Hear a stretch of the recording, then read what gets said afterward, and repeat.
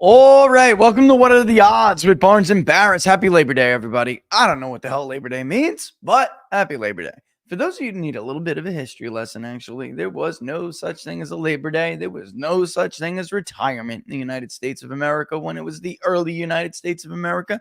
Labor Day is most definitely a product of the progressive movement, or I would argue, the populist movement that progressives try to envelop because it is super popular and cool. All right. So they try to take credit for it when in fact it's more accurate historically to link the progressive movement with later events or later ideas and movements, such as like Woodrow Wilson's administration and FDR. And of course, there were, of course, progressive farmer movements, but again, they were really not progressive as you understand it today. They were more populist in nature. All right. All right. So Barnes will be joining us soon, of course. Don't forget, if you like the videos, like them and share them far and wide. Links to everything for Barnes and I both are in the descriptions, no matter where you're watching, whether you're on YouTube or Rumble or Getter or Locals. And by the way, if you are, it would be great if you would mosey on over to the other platform and give a like and a subscribe there. It takes like a minute of your time to just go across the board and like everything and subscribe everything. And it's a tremendous help to us. The double A's, right? Inside the numbers, folks, the double A's. Advertisements and algorithms.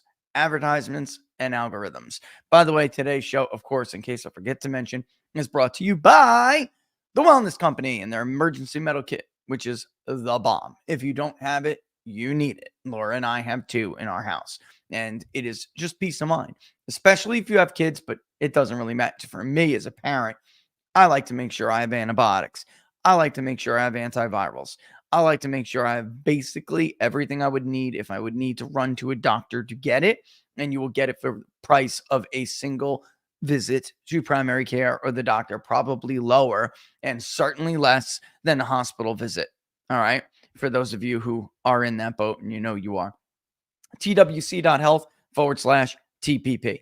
TWC.health/TPP. Use the promo code TPP. That'll get you $30 off. And of course, our friends at Freedom Gold USA. Link is in the description. Oh, by the way, for those of you who are not members of Inside the Numbers, if you didn't know this, there was a giveaway and it's still going. They will announce them. We'll have either Brian or we'll have Robert on to talk about those giveaways and announce who wins them. You will win free silver. It's no joke. All right. Plus, they have dropped the minimum requirement for people who watch the show. So actually, I'll just put it on the screen. freedomgoldusa.com/rich. freedomgoldusa.com/rich. All of these houses have a minimum requirement. It's either 50 grand, 20 grand, 10 grand. Even with Freedom Gold, it's $5, but they've lowered it to just $500 for people who watch the show. You can get a credit for a new IRA, a gold and silver IRA, or if you want to put more in, use certainly deals that'll get you free silver, some best quality and purity silver and gold on the market. Always fully insured, always free shipping. It's incredible. And again, if you take advantage of that deal, you'll be thrown into the prize pool and people win. And we'll announce them like we did last time. It's really cool. You should check it out. freedomgoldusa.com/rich. Also, the links to everything else, Robert on social, me on social, and the public polling project. By the way, the last poll we did is done, funded. So In the Rears is working. We're already up on this one that I'm doing now and conducting now. I want to just bring up something which I tweeted just a little bit ago, but I think it's worth expanding on. And we've been talking a lot about this response bias stuff. Robert and I are going to do like a little bit of a Labor Day special here. Okay. We're going to talk a lot about the state of Pennsylvania, what's going on with Shapiro, what he's doing, and again, hammering these issues that Trump could really take advantage of. He doesn't seem to be doing it. I have clips I want to show you where I don't know why Kennedy is doing it and Trump isn't. Maybe that's part of their strategy and then have Kennedy endorse. I don't know. But Shapiro is actively stepping in a pile of shit and Trump is not taking advantage of it. You can easily link those two. Polling suggested to. I don't really buy it. It's polling. Polling is limited for sure. I don't really buy this, but a new poll suggested that Shapiro would have put her out ahead about 5 points. I don't buy that. It's name recognition. That's it. So when someone polls and they're saying, what about if she had picked your governor, right? And you have a bunch of people who will say, oh, yeah, then I totally would have voted for her instead. Okay, but instead now I'm going to vote for Trump and Vance, because Trump is ahead in Pennsylvania by 1 point in that poll. He'd have been down by 5. I don't believe that crap. All right, so there's something I want to bring up. And Robert is here listening now. He just popped in. And before I say this, I want to bring him in. All right, awesome. Robert, happy Labor Day, brother. What's going on? Happy Labor Day indeed. You've been mentioning that one of the key groups that's under-surveyed in the polls that risk a major polling error for 2024 is working class men. Yeah. Particularly Gen Xers. There was an interesting Twitter thread today about how by every objective metric over the last quarter century, the people who have suffered the most in social life, quality of life, standard of living, wages, living on the job, living in general, mental health, physical health, psychological health. The number one group that suffered has been working class men. Yeah. And it's the group that, Kamala Harris isn't even trying to really appeal to. Oh, they're privileged. They're privileged, Robert. Yes, exactly. Exactly. Imagine telling that to a Mexican-American working class guy. Shit, right? That he's privileged. That, his father might have worked in for Cesar Chavez in the fields of the Central Valley of California. Right. Tracking into the steps of Merle Haggard, who was an Okie from Muskogee, who were the first people to occupy the Central Valley of California. But I think on Labor Day, it's very apropos to remember those voters, because that's who's going to decide 2024, and that's who the pollsters are probably going to miss again. That's what I wanted to bring up too. I was just about to tell people before, before I brought you in, because I wanted you to hear this. And I tweeted it before, but I really would like to elaborate on it. Post-COVID or during COVID, they really screwed up these online panels, and you got to be careful with these marketplaces. All right. It's all these Zoomers and overeducated, over-credentialed Zoomers who sit at home every day. They don't get up and go to work too, and all. Some of them do, of course, but they have a different way of life, unlike the people you just mentioned. Yeah. And they're constantly sitting home, Robert. Orange man. Well, think cat ladies. I mean, young cat ladies. Yeah. Yeah. Or even if you're a little bit older and it's a guy like a Jeffrey Toobin, who's sitting there in his underwear, pulling and yanking on his wang, looking at it like, I don't know who the hell else was on that call at CNN, looking at like Dana or something, like pulling on his yang, and gets like fired for it only because people found out about it. But like they're dying, and to sit there and press like orange man bad over and over again. So Harris is doing, and Biden did as well. However, in 2020, the phone polling live caller in a state like in Minnesota is such a great example. Way too Biden. So the live caller interview portion of our survey was Biden plus almost, it was over 16 points. So like 16 point I think it was 3 or 4. And then because it didn't round to 17, it was 16.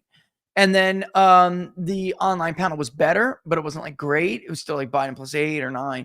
So taken together, we overstated Biden by a little over 3 points. He won the state by 7, right? This time around, the online component, many of us didn't do. Like I did some, but the industry's changed. We're doing a lot more like text to online. So they get contacted by a live agent, or they should. Many of you probably got the cheaper version of this. You get a text and it's like, hey, take our survey, and you just click on it. We're a little different at Big Data Poll. It's a live person texting you.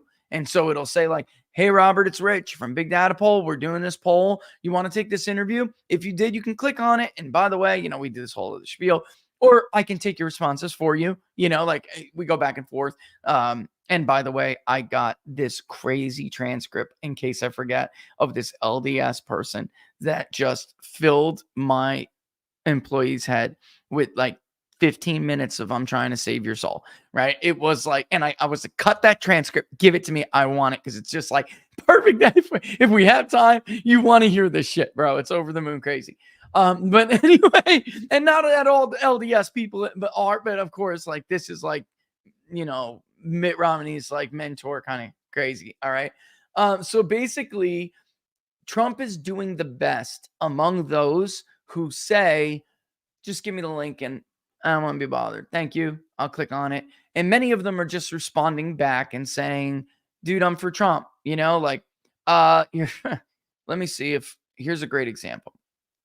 Let me see if I can actually show it right now. We're getting a lot of these. All right. Oh, I stopped screen share. Okay. I'll show it in a little bit. But basically, they get the spiel, and she just writes back, hey, Poppy, I'm for Trump. And we're like, okay, great. Can you take it, ma'am? Like, I'll help you, walk it through. And she was like, come on, Poppy. You know who it is. And you obviously called me. So just fill me in, okay? Like, that's all they want to do. And he's still ahead, like significantly, in the text to online. Meanwhile, in the online panel, it's just being bloated by this response bias, like traditional live caller is being bloated by a response bias. So it's like, I think we found a way, and there's certain ways you got to pull the sample and target them. But I think we found a way to find some of these people that the online polls, like the crappy Ipsos panel, are not going to find. YouGov, you can see it clear as day. She's losing 2% of Democrats, but Trump's losing like 10% of Republicans. Folks, that is the kind of Republican that is on those panels. It's not really reflective of the entire universe of the Republican Party who's going to vote. And by the way, I think Tip fell prey to that too. You see the Tip polls. And Harris +3 is perfectly defendable. It's a margin. You know what I mean? But I'm just saying, like, it's very obvious if like there's 0 responses for a candidate, like, that's not how statistics works, so you did something wrong.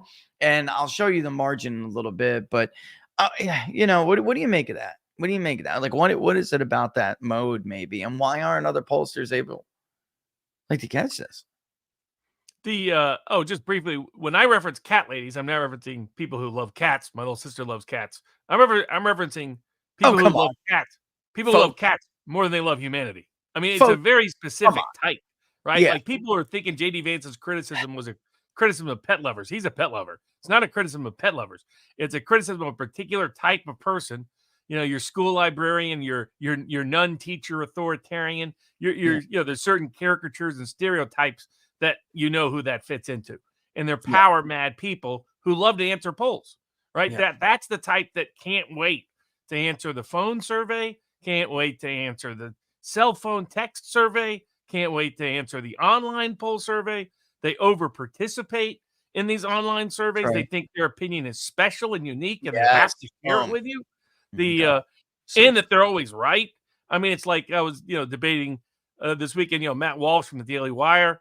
He has a bit of a cat lady mindset. Oh, dear God. It's someone who their arrogance exceeds their intelligence. That's right. It's such a very Barack Obama-ish.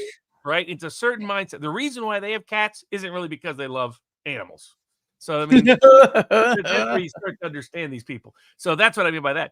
But I think it does blend into what you're talking about, which is the difficulty of, and especially I thought you did, like when you broke it down on Friday, that the group that's really going to get missed, the group that is probably going to be a bigger miss this election cycle than 2020 for sure, but maybe even than 2016, is these working class men across racial boundaries. Yeah. Of older millennials, younger Gen Xers, the people that have been completely left out of American society, American economy, American culture. They have the lowest rates of health insurance coverage, highest rates of suicide, highest rates of dying on the job. On this Labor Day, these are the people that are, and they're being lectured to. And I mean, even their comics have been taken away. Even their favorite TV shows and sci-fi series and fantasy series and action series have been taken away. They can't even have a decent finish to Peaky Blinders because of these woke nonsense. Yeah. They can't have their Star Wars, they can't have their Star Trek, they can't have their Avengers, they can't Football. have they can't even have sports without politics. Yeah. So that's how insane it's been, that this group has been completely isolated, completely marginalized, and let's use the leftist term, completely oppressed by them. Yeah. I mean, no one group has been targeted more for harassment, for isolation, for dislocation, and cultural attack as being toxic than this group of people. I mean, they've even gone after their beer and their razors. That's how nuts these cat lady culture types are, that might have other fantasies about the construction worker down the street, but what their favorite fantasy is to suppress them and oppress them. Yeah. And that voter group ain't responding in polls, but they're going to be turning out. And that's where I think you're right. We are likely to have a bigger polling error than 2020 or 2016. And people should remember that this polling error first time I came across your research was from the 2014, which Yeah, was about how bad the not Senate new. polls were by the media and the universities in the Senate races. It said, Virginia was going to be a blowout. Ended up being razor thin. Couple thousand votes. Tons of them. It was race after race after race. And I went back and looked at, today we'll cover the politics of pot, the politics of abortion, the politics of make America healthy again and food. Yeah. I'll predict not only whether I've made any changes in the presidential electoral college map, but I'll predict where I think the odds should be and whether they're understated or overstated for the Senate. But these same Senate mistakes have been made in both presidential cycles. On average, in pretty much every single contested race, university and media polls overstated the Democratic vote by at least 5 points, by an average of 7 points. So if you see Kari Lake down by 6 points, by the average error, that means it's a dead heat in Arizona. If you see Brown down by 9 points in Nevada, that means he's within the margin of error. In all likelihood, he's within 2 or 3 points. In fact, I went back and looked. What was more predictive, Trump's vote or the polling as to the Senate competitiveness and closeness of the Senate race? It was always Trump's vote. That states where, and this had cut both ways, where they thought a Republican would overperform Trump's vote, they didn't. Like New Hampshire and other places. But basically, it's people forget how far down Johnson was in 2016 in Wisconsin, how James was considered to have no shot at all, down by 15 points in Michigan in 2020. Cal Cunningham plus a 15 in the Maris poll, and Tiller's beat him 15. I mean, even then going back to 18 in the Maris poll, Sherrod Brown had like a 18-point lead in the beginning of September. 18 points. I'm like, and then by the way, they weren't alone. Survey Today had, which is Suffolk, had Brown, I believe, 16. I was just looking at him not long ago. Like, this is like an outrageous polling error and polling miss. And Trump's vote was definitely more predictive. And it's like, if you look, because these Kari Lake polls are just honestly driving me crazy. They must be driving her crazy too, because I understand the pollsters are having issues and I understand the challenges. But the bottom line is, guys, you must look at your methodology and say something is at least awry. Only Susan Collins in the modern era has bucked a ticket splitter has been a ticket splitter during the presidential cycle. That's it. There is no other state, no other Senate race where we can look and see, you know what, Kelly Ayotte won, even though Clinton carried the state. Something like that. Like Ron Johnson lost to Russ Feingold, even though Trump carried the state. Pat Toomey lost, even though Trump carried this. It doesn't happen, no matter what the polls suggest going in. And some of them have been like huge, egregious errors. I just want to tell people it was supposed to be MAGA on the thing. That was totally on me, but at least I got the clip to go along with Make America Healthy Again, which I don't know if we can just get into this real quick. I want to play a clip and then just like ask you a question. Like, I'm wondering what the Trump campaign is doing here, because I've seen multiple ads now, and I'm like leaving me wondering, like, why isn't this being run by the Trump campaign? Like, I don't know if it's not a strategy just to pop everyone's bubble, right? Like, you could think it's like, oh, he's making Bobby do it, or Bobby's doing it, and then he's sticking to this message. No, it's not that deep. Bobby is doing it and he's not. And it really is that simple. So yeah, where the hell is it? Where did I do with it? Oh, right. Here we go. Hold on 1 second. There it is. Okay. Oh, crap. Yeah, I'm doubling up. I was right. Because this is what they should do. What was the moment that ended Kamala Harris's first run, which was also met with a media gush, media fanfare? They tried to run her campaign. Nate Silver, the slime bag, wrote an entire article about how she's going to do better than Hillary Clinton in the Midwest among white working class voters, even though she just had like barely ever ran a competitive race in California. Like, I don't know what he was basing it on, but the moment was when Tulsi Gabbard ended her and the debate. And this should be like, I guess America needs a reminder. And I guess like Trump isn't doing it. Let me play it. And then Let's just get right into it. Senator Harris says she's proud of her record as a prosecutor and that she'll be a prosecutor president, but I'm deeply concerned about this record. There are too many examples to cite, but she put over 1,500 people in jail for marijuana violations and then laughed about it when she was asked if she ever smoked marijuana. And I inhaled. I did inhale. She blocked evidence. She blocked evidence that would have freed an innocent man from death row until the courts forced her to do so. She kept people in prison beyond their sentences to use them as cheap labor for the state of California. And she fought to keep cash bail system in place that impacts poor people in the worst kind of way. And the people who suffered under your reign as prosecutor, you owe them an apology.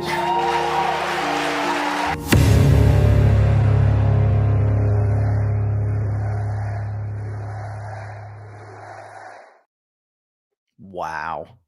Yeah, well, I think this Done. is Well done. Yeah, absolutely. And I think Kennedy will basically run an ancillary campaign on behalf of Trump that will be key to a group of voters. And Shanahan has made clear that she's going to be doing the same on behalf of that wing because they have confidence that Trump will deliver once he's in office on empowering the Kennedy agenda on issues of food freedom, medical freedom, state agency corruption, deep state collusion, etc. And I think Trump is sincere about that. I think there's people inside his campaign that would rather not see it happen. But I think Trump is sincere about it. And that's the other reason. I think as we project out, I only see things improving for Trump for two reasons. One is the voter group that's undecided, as you've been talking about, even Mark Halpern and other people have been noting. The undecided have shifted. Yep. I mean, a lot of the undecideds during Biden were still Biden leading demographics and Democratic ancestral groups that you could assume were probably going to come home, at least some of them.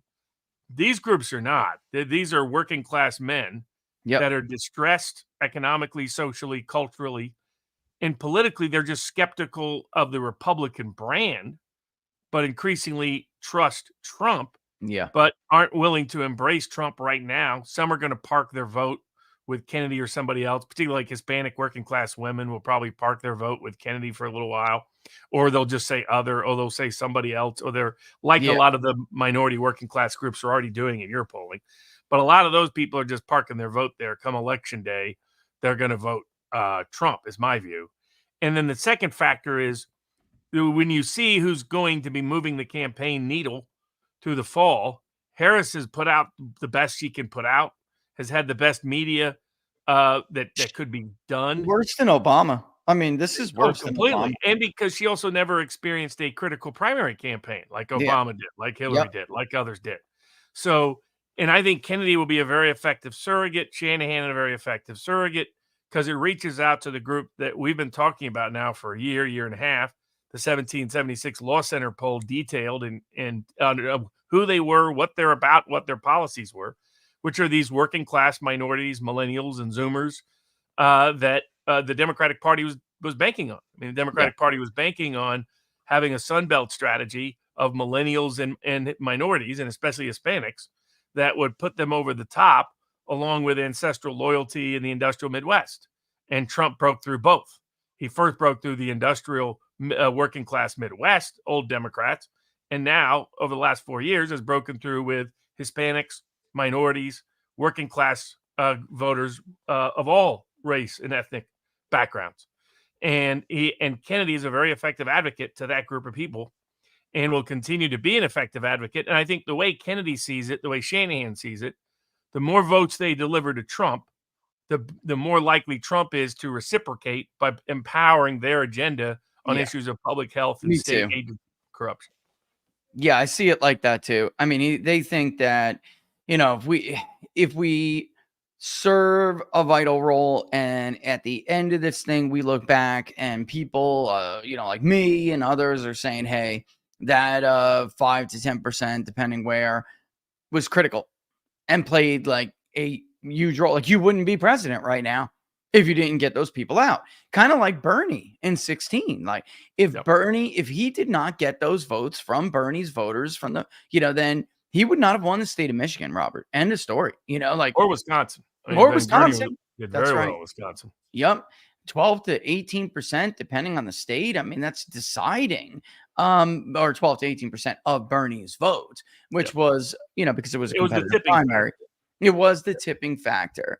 And I just, I even if you're not going to hammer the Maha, right, part of that messaging, how do you not have an ad already up that just shows? Because there's some really cute weaknesses for Kamala. And one of them is that she's not authentic. And nobody, like, there are people out there, the deciding people, that you got to get out there that, and, the tiny bit that actually can be persuaded.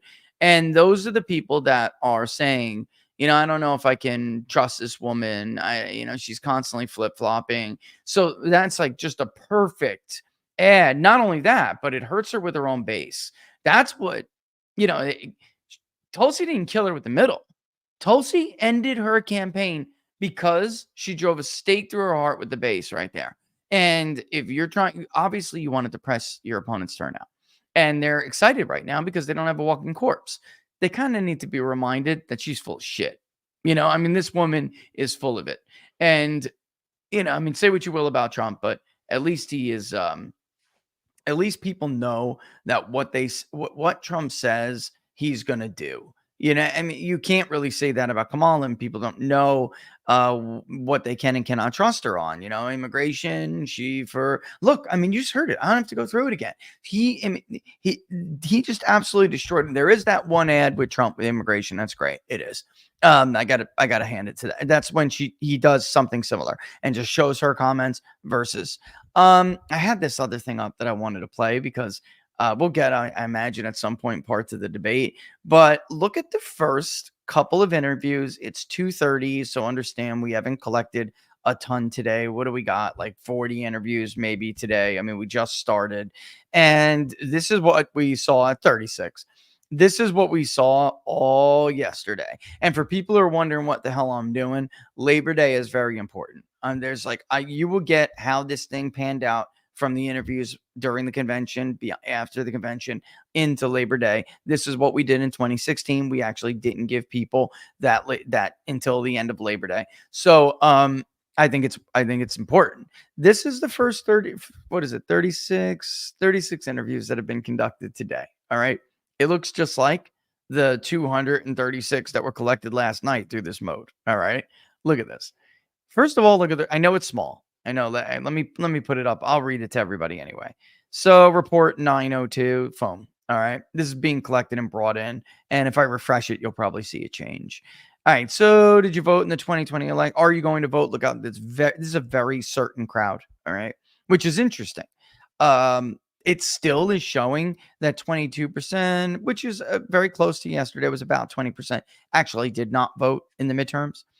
And you can see here it's about even, which is a little bit Trumpy as far as the 2020 vote, but that's fine. The point is, let's compare apples to apples. All right. Here's a right track, wrong track, not looking great. Yet, if they're even for 2020, how the hell does that look like that? These are people that won't take these online polls. And, we're trying intentionally to set these quotas and reach certain people. People who said they were evenly divided in 2020 are now Trump 53-42. Holy shit. That's a big swing, folks. These are people who said, when we asked them, who did you vote for? Now, granted, 22% of that is new. Those aren't voters. Well, not new, but they didn't vote in the midterm. They're not midterm voters. But my God, they're almost all 2020 voters. And they're saying that big of a swing. Now, it'll tighten when we gather bigger samples.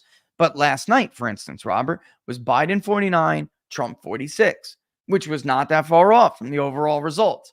And yet, it was Trump plus, let me look, 7.5.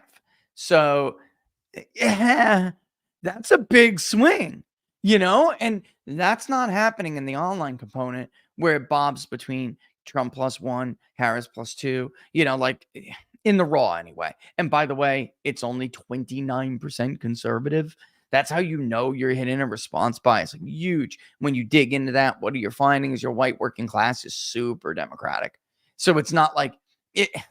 or it's not super democratic. It's just too damn democratic.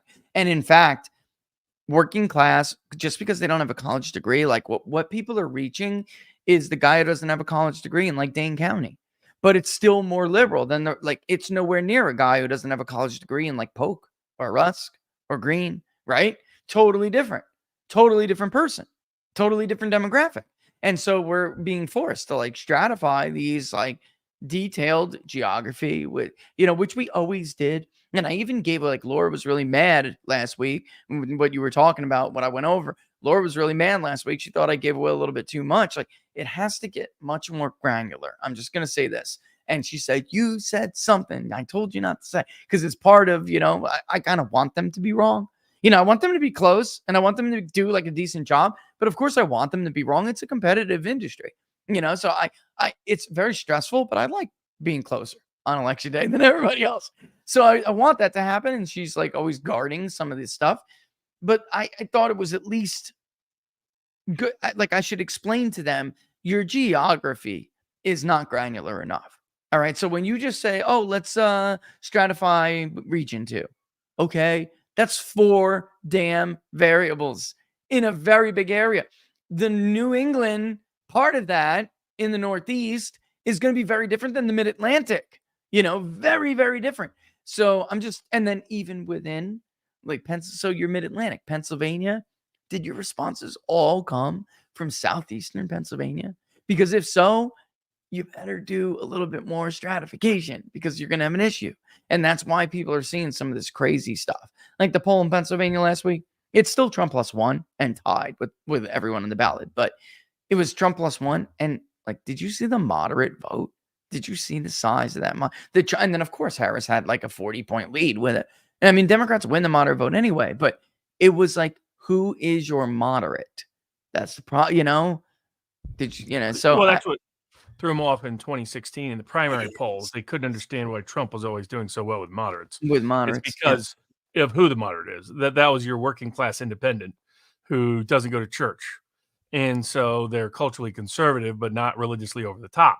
Yeah. And that, like, I think what I saw from Matt Walsh on topics like raw milk and some on the right, on the corporatist right concern about Trump embracing RFK on Make America Healthy Again and the food agenda, pharmaceutical agenda. Exactly. And what I'm seeing from some of the old school or sort of boomer cons on issues like Trump's adopting, hey, let's legalize marijuana. Yep. Let's not criminalize it. And let's have a balanced position on abortion. You could hear that jumping for joy all the way in California when Trump did that. Because yeah. Well, of course. I mean, it's simple. It's the working class. It's the same group of people for on all three issues.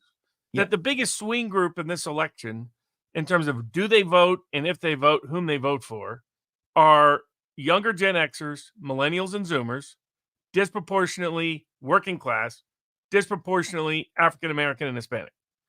And those are the numbers that have fallen through the floor for the Democratic Party in terms of support. But they have not embraced the Republican Party yet. Yeah. They don't trust a Republican Party of the Bushes, of the Romneys, of the McCains, of the Mitch McConnells, of the Mike Johnsons, and so forth.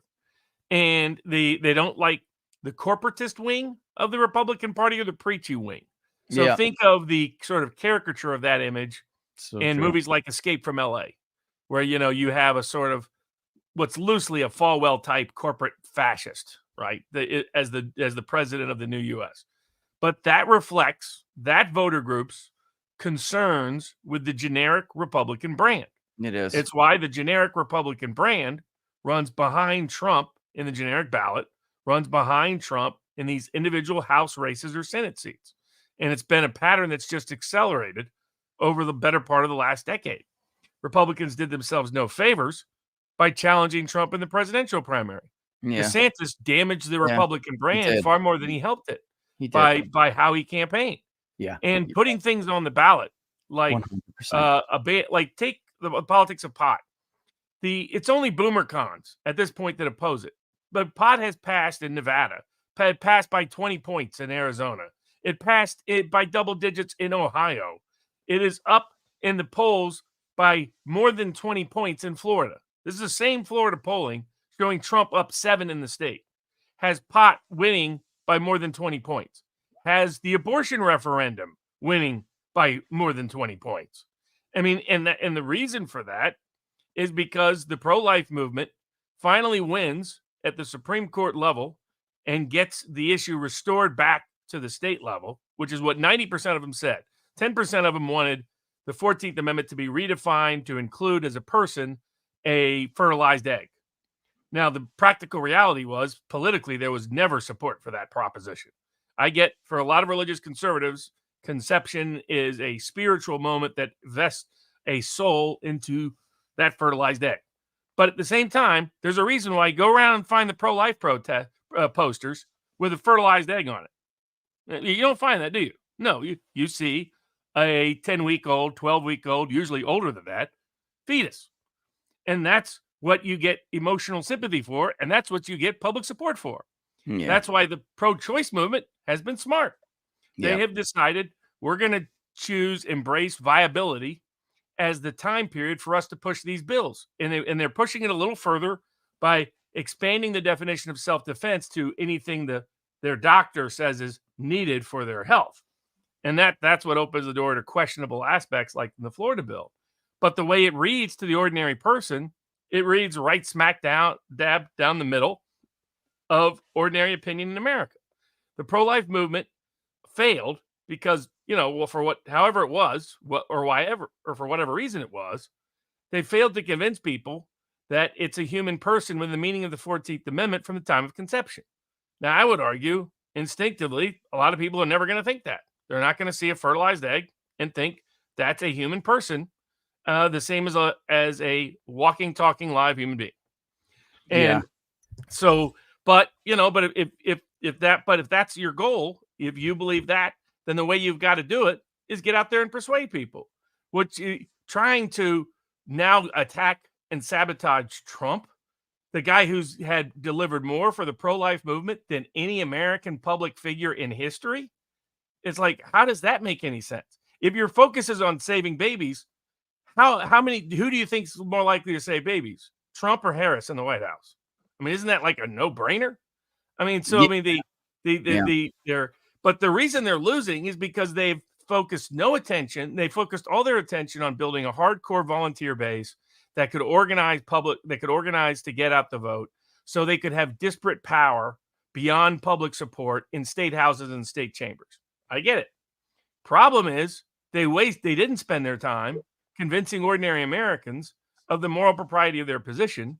And during this critical time period where they could have won a lot, they could have won on bans on late-term abortions. They could have won on minors getting abortions without consent. They could have won on they could have won on discriminatory abortions.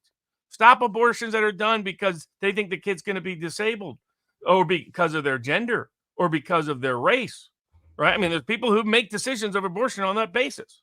I mean, there's public consensus opposed to that. But by saying, no, we have to go for banning abortions at 10 days old. Yeah. Okay, you're all right, then you're just going to lose everything. And you're giving the pro-choice movement I'm using their chosen language. People always get mad if I use pro-choice or pro-life, depending on which side they're on. I'm using their own self-description of the movement. They gave the pro-choice movement an edge because the pro-life movement forfeited saving lives for being purist. They're like the conservative version of wokeism. Yeah, it's got to be their way or the highway, and they care more about self-declaring their moral purity than they do saving lives. If you care about saving lives, focus on the public policies and public officials that will give you the best chance to save the most lives. And there's ways to do it, and some of us have been advising you for years now, and you're ignoring the advice. Yes, dude, they hired, I could tell you right now, state parties. Robert Cahaley, as I understand it, was commissioned by, I believe it was South Carolina and Georgia. That information was shared with other states. I was commissioned by 3 different entities to do this polling and to do this research. We also impaneled a large representative online panel and recruited people, gave them a longer term it was a longer term. The project was, the scope of it was longer term in nature because we wanted to know how the media narrative, if any, was impacting their views. The bottom line is they didn't listen to any of it. They didn't listen to any of it. They didn't listen to me. They didn't listen to Robert. There was a consensus, a clear consensus. What we tried to explain to them was, you have been preaching for decades, and you're not viewed very particularly favorably. That's number one. You're viewed as judgmental, self-righteous snobs who look down your nose at everyone and don't have the understanding of a woman who may be struggling with economic concerns. Like, there are very different reasons women cite. We were very interested in the results of this because the abortion statistics or surveillance statistics, the blue states leave out their share because they don't want you to know that there's a bunch of white women out there who go out of one night stands and then decide they don't want their breasts to sag, so they kill a baby instead. Like, this is what they do. Black women do it particularly for economic reasons. Hispanic women barely have abortions at all. Asian women barely have abortions at all. So it's like decades of the media and entertainment industries putting stuff in their minds. And I grew up in the late 80s, 90s. I remember being told, just the blob of cells, don't ruin your life. You know, that was health class as a senior in high school where I came from. Don't ruin your life. Everyone makes mistakes. You know, it's not a baby. You don't have to feel bad, blah, blah, blah. And the pro-life movement did not have the foresight or even, I don't think, the patience to try to like educate people in this new era, because science has not been favorable to the pro-choice movement at all. And moving forward, you know, this was a slam dunk. So the advice was, start on something that even the media and entertainment industry could never break into, even though God knows they tried. Start with late-term abortion. If you're really a zealot and you have to, then the baby feels pain thing is pretty compelling, except 20 weeks is not going to cut it. 24, 25 tested much more favorably. And that's, I mean, beyond that is when you're starting to lose. If you're the pro-choice movement, you're starting to lose 33, 40% of your own damn self-identification to the other side. They just, I don't know, Robert, you know, couldn't be bothered. You know, their purity got in the way. You know what I mean? Like, they don't seem to be able to learn. And, you know, that's why I said, Mike, you could hear him jumping for joy because he's been talking about this for years. Like, your purity hasn't saved a single life, not a single life. You know, oh, you've been righteously losing. Well, 500 million babies get terminated every year. You know, like, you think what you're gonna like just change the world overnight because the Supreme Court handed down a decision? People have been bombarded with propaganda for over 40 years. It's going to take some time, but they don't have the patience for that shit, Robert. And now they want to sabotage Trump because what? He doesn't fit the purity test. Let me ask Lila Rose and the rest of them. How many abortions have you stopped? Like, honestly, like, straight up, think about how many abortions Donald Trump single-handedly is responsible for stopping simply because he appointed those justices to the Supreme Court, right? Think about it. It's an outrageous number. And forcing states to, or not even forcing them, but giving the states the ability to rethink it. You know, all they did was walk into a buzzsaw because they didn't want to listen to people who gave them sound advice. Now, listen, for everyone bitching and moaning out there, for me, I was young, pro-choice because of the way I was raised, where I was raised. That was my culture, you know, working class Northeasterner. That's what they taught you, you know, that life is hard. A baby makes it harder. If you mess up, don't worry, it's just a blob of cells. That's the environment I was raised in. It wasn't until my son was born that I had a no shit moment, or not even born. You know, when she went for like the 18-week sonogram, that's when I had a no shit moment. Like, I could see my face in the thing. Like, you could tell my son was going to develop to be my son. And it dawned on me like an epiphany. Oh my God, they're baby killers. You know, but that's my personal opinion. And I don't expect the entire world to just agree with me overnight because I want them to. It's going to take time. I needed to be educated in my own way. You know, like Lila Rose or anyone else, or like Franklin Graham or whoever the hell was not going to convince me, no matter how much they look down their nose at me. In fact, they just shut me down.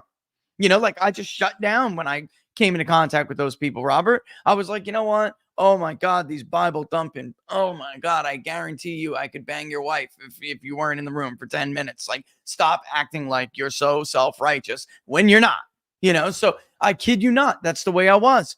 And, some of that comes with maturity, but a lot of it came with time. And I needed my own experience they'd have none of that going for them. None of it. Stick with oh my God, Hillary, you want to rip babies out of the womb. Like, stick with that and work your way down. So they all love Ronald Reagan. Suddenly they forgot about Reagan's take half a loaf, come back for the other half later, right? I mean, it's to me, man, it's a scam. If you want the truth of it, it's a scam, Robert. They don't know what to do in the post-Dobbs world. They no longer have Roe to rail against. So they need to find other people to rail against. I think a big part of that is, the big part of these attacks on Trump every 2 weeks when something like this happens is because they don't really have an enemy anymore.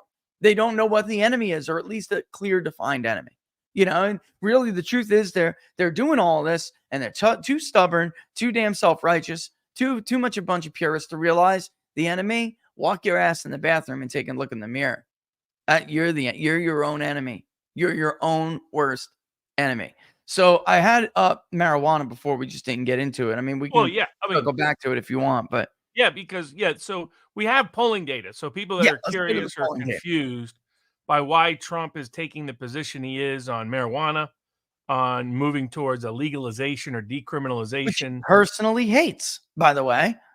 I mean, he's an anti-drug, anti-alcohol guy. Yeah, absolutely. Because of what happened with his older brother, Fred. That's right. And then Amendment 4. So Amendment 3 and both are on the ballot in Florida this election cycle. And Amendment 3 says to allow adults 21 years or older to possess, purchase, or use marijuana products and marijuana accessories for non-medical personal consumption by smoking injection or otherwise. And then it provides some additional provisions consistent there too. And here's what the Florida poll, University of North Florida, that has Trump up 7. Not a perfect pollster, but better than the average media pollster down there. It's supported by it's 64-31 amongst Trump voters, people voting Trump. For Trump. The answer is yes. The Trump voters want to legalize marijuana in the state of Florida. So Amendment 4, no law shall prohibit, penalize, delay, or restrict abortion before viability, or when necessary to protect the plaintiff's health as determined by the plaintiff's healthcare provider. The amendment does not change the legislature's constitutional authority to require notification to a parent or guardian before a minor has an abortion. The yes vote, 69% yes. And again, Trump voters, 51-38 yes. So, and if we break down the numbers, you look at millennials and Zoomers on pot, you're getting numbers as high as 76% to 21%. On the abortion, you're getting as high as 81-15. That amongst these groups, they completely, the conservative, cultural conservatives, the boomer cons, the churchgoers, became a caricature of the church lady, and they're out of touch. They're out of touch with what the majority sentiment is. On abortion is about the same as it is globally. First trimester, most people support allowing it. By third trimester, most people oppose allowing it outside of unique self-defense emergency circumstances. And by the way, some abortion pro-life people haven't thought this through all the way. Legally, in a self-defense case, you can kill somebody who has done nothing to you at all, who's entirely innocent, if it is necessary for your defense. Your self-defense doesn't require the other person to have any harmful intent to you. I hear pro-life people make that, and it's like, no, actually, constitutionally, you're wrong on self-defense. But the reason why Trump is moving towards a pot legalization and an abortion moderation, leave it to the states side of the issue, the reason why he said he sees the Amendment 4 from both sides that drove some people nuts is because that's where his own voters are in the state of Florida. So be mad at yourself for losing in the court of public opinion. Period. Because he doesn't want to sabotage his chance for the presidency. Election. So he can go around and chant, "I'm more pure than you are." This is the funny thing too. He's got such good instincts on where the center is, and I was on with Newsmax with Mark Halperin the other day. He on Prime, Newsmax Prime or whatever, the 8 p.m. show. It was a great conversation. Mark Halperin was like, bringing some of this stuff up. He's so good with his instincts, man. Like you know what? It's like most people are just like, listen, I don't give a crap what you do. Even people who are like, it's pretty obvious weed is no good for your brain, but I don't care what you do. The only thing is, man, they don't want to smell that shit in public. Like nobody wants that. And, okay, you have these like monster things, monster stories from Colorado. I'm in a movie theater. The whole damn place is baked out and smells like a skunk, like it's fine. It's because the better it is, the skunkier it smells, bro. Like it's obnoxious. And Trump, like he's not even in that world. And yet he still has this like instinct on where people are. I don't really care what you do in the comfort of your own home, but do me a favor. That stuff stinks. Do it in your own house. I would also point out what Robert was saying before. They're not a horrible poll in Florida. They're better than a lot of the other media pollsters. But as I did a little flashback, they did overstate Biden. They overstated Biden by about 4 points. Look at the recalled vote in this poll, because they're saying Trump's only up by 7 in Florida. The recalled vote is only Trump plus 1. Yeah. So in truth, Trump is probably up exactly where we have him. 11 points. It's head towards Trump plus 10. Yeah. But the extraordinary thing is just how overwhelming the support is for legalizing pot, and overwhelming the support is really is for legalizing abortion pre-viability. And even in a state like Florida, do something about it. Even in a poll where Trump was up 7, and it's because Trump's own voters support it. Yeah. And anyone that's not paying, either they're attacking Trump on this, is just not paying attention to the data and information, or they're saying they care more about the purity of a position than they do achieving real results. That is what they're saying, though. That is. I've heard it. I have heard it privately. I'm sure they gave the same spiel to Robert. I'm telling you, we have heard. You know what? We thank you for your work, but I would just not be able to be like consistent with myself and my values if I take that advice. Like, okay, then go get your ass kicked. I mean, you lost in Ohio, and you lost overwhelmingly. Well, you don't see an issue here? Go after all the illegalities that the abortion industry is systematically engaged in. There's a reason why Kamala Harris went to great lengths to lock up an individual, to imprison and bankrupt somebody who exposed Planned Parenthood for selling baby parts. Put that on the referendum on a Kermit Gosnell. Remember that? There can be no selling of a baby's body parts at any point in any way, shape, or form by any medical facility, and have harsh civil and criminal sanctions involved. Yeah. And you'll remove the monetary incentive for some of these places. You can pass making somebody's uninsurable as an abortion provider if they provided abortion after certain time periods, if they provide it for discriminatory purposes, so on and so forth. So there's effective ways to limit the number of abortions that take place. The only way you guarantee the most liberal law is if you take the most pure position. If you take the purest position, you'll lose in the court of public opinion, and then the other side will get to have their version of the law passed rather than yours. Throughout certain periods of the pregnancy, I mean, there's very simple. Like you can give hand down regulations where they have to provide a documentation of the baby's activity, from heartbeats, etc. during enforce real informed consent. There's about a third of women who would not go forward with an abortion if they knew about the long-term psychological risk. Absolutely. If they knew about certain things the baby would actually feel during the abortion. Which there's common sense approaches that you could cut down half of the abortions in your state. And these people are abandoning this so they could say, look at me, I'm more pure than Trump. Well, congratulations. All you've done is lead to more death. And a lot of these people, let's get real. We heard from them during the Republican primary again, and you and I tried to explain to them, not only would Trump win Ohio, he was going to beat DeSantis badly. Their own base has changed. This is what they don't understand. It is not the electorate from George W. Bush beating John McCain in the Iowa caucuses. It's not even the same electorate. Your Ted Cruz barely edged out a win against Donald Trump in the caucuses in 2016. Your own base doesn't agree with you. You understand? Like that. This is a major, major problem that they cannot conduct the tiniest bit of introspection, Robert. The tiniest bit. I mean, the silent generation is mostly gone. I mean, I like studying politics by generation rather than age group. So I like Sure. to take the age group and put into a generation Makes just more because sense. Yeah. we see You can a visualize. certain group of people have a common experience. So Yeah. sometimes just being 65 tells you something, Yeah. but sometimes being 65 when you grew up during World War II tells you even more. So a lot of the cultural conservative positions on issues like marijuana, on issues like abortion, were shaped by boomer cons of a generation that's literally mostly dead now. Dad. The silent generation is gone. So that's, I mean, the reason the Democratic Party, their whole math was they abandoned the silent generation's cultural issues. The elderly used to vote heavily Democratic. They abandoned them in the early 2000s in exchange for younger and Hispanic voters. That was going to be their shift.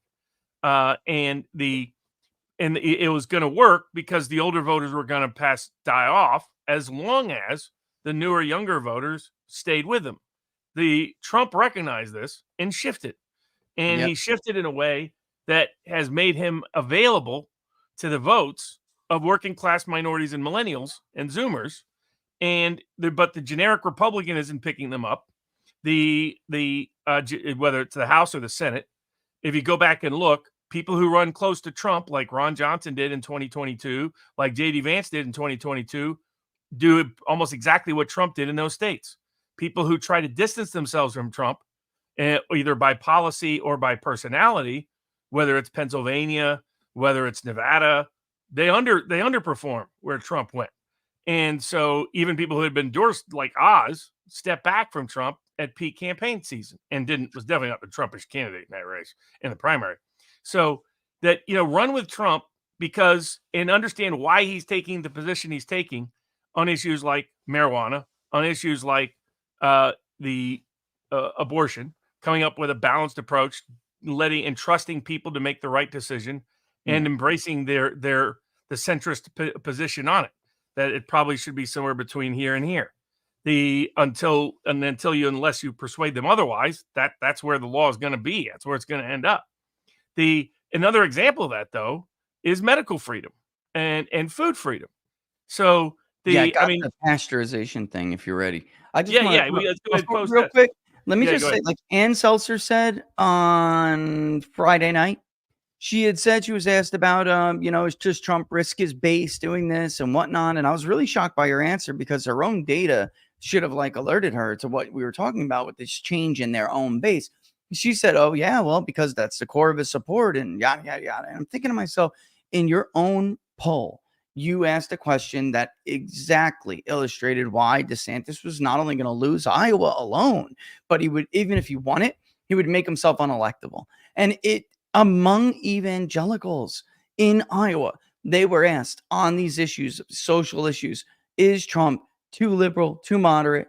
Too liberal, just about right, or too conservative? Same thing across the board with every candidate.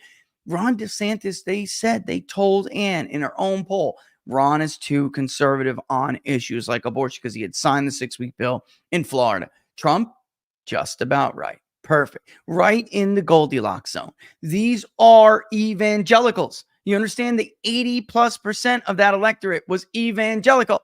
All right. So this is just a lot more, by the way, than we estimated.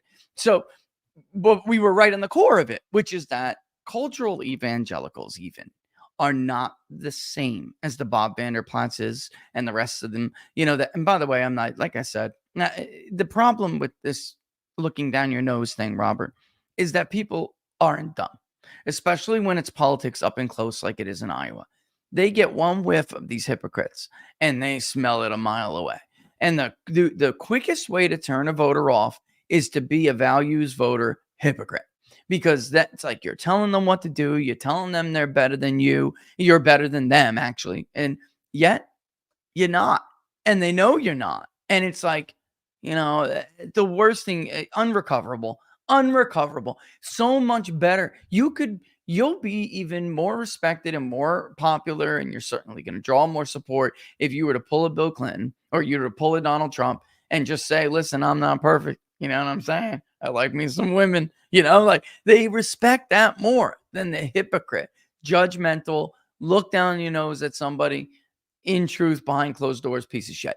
Let's be real. because most of them are. This one, Jimmy Swaggart's banging every tail he could chase. These guys over here, Mr. Padre pro-life is nailing little boys as soon as the diocese turns their back. Like they had it with these people.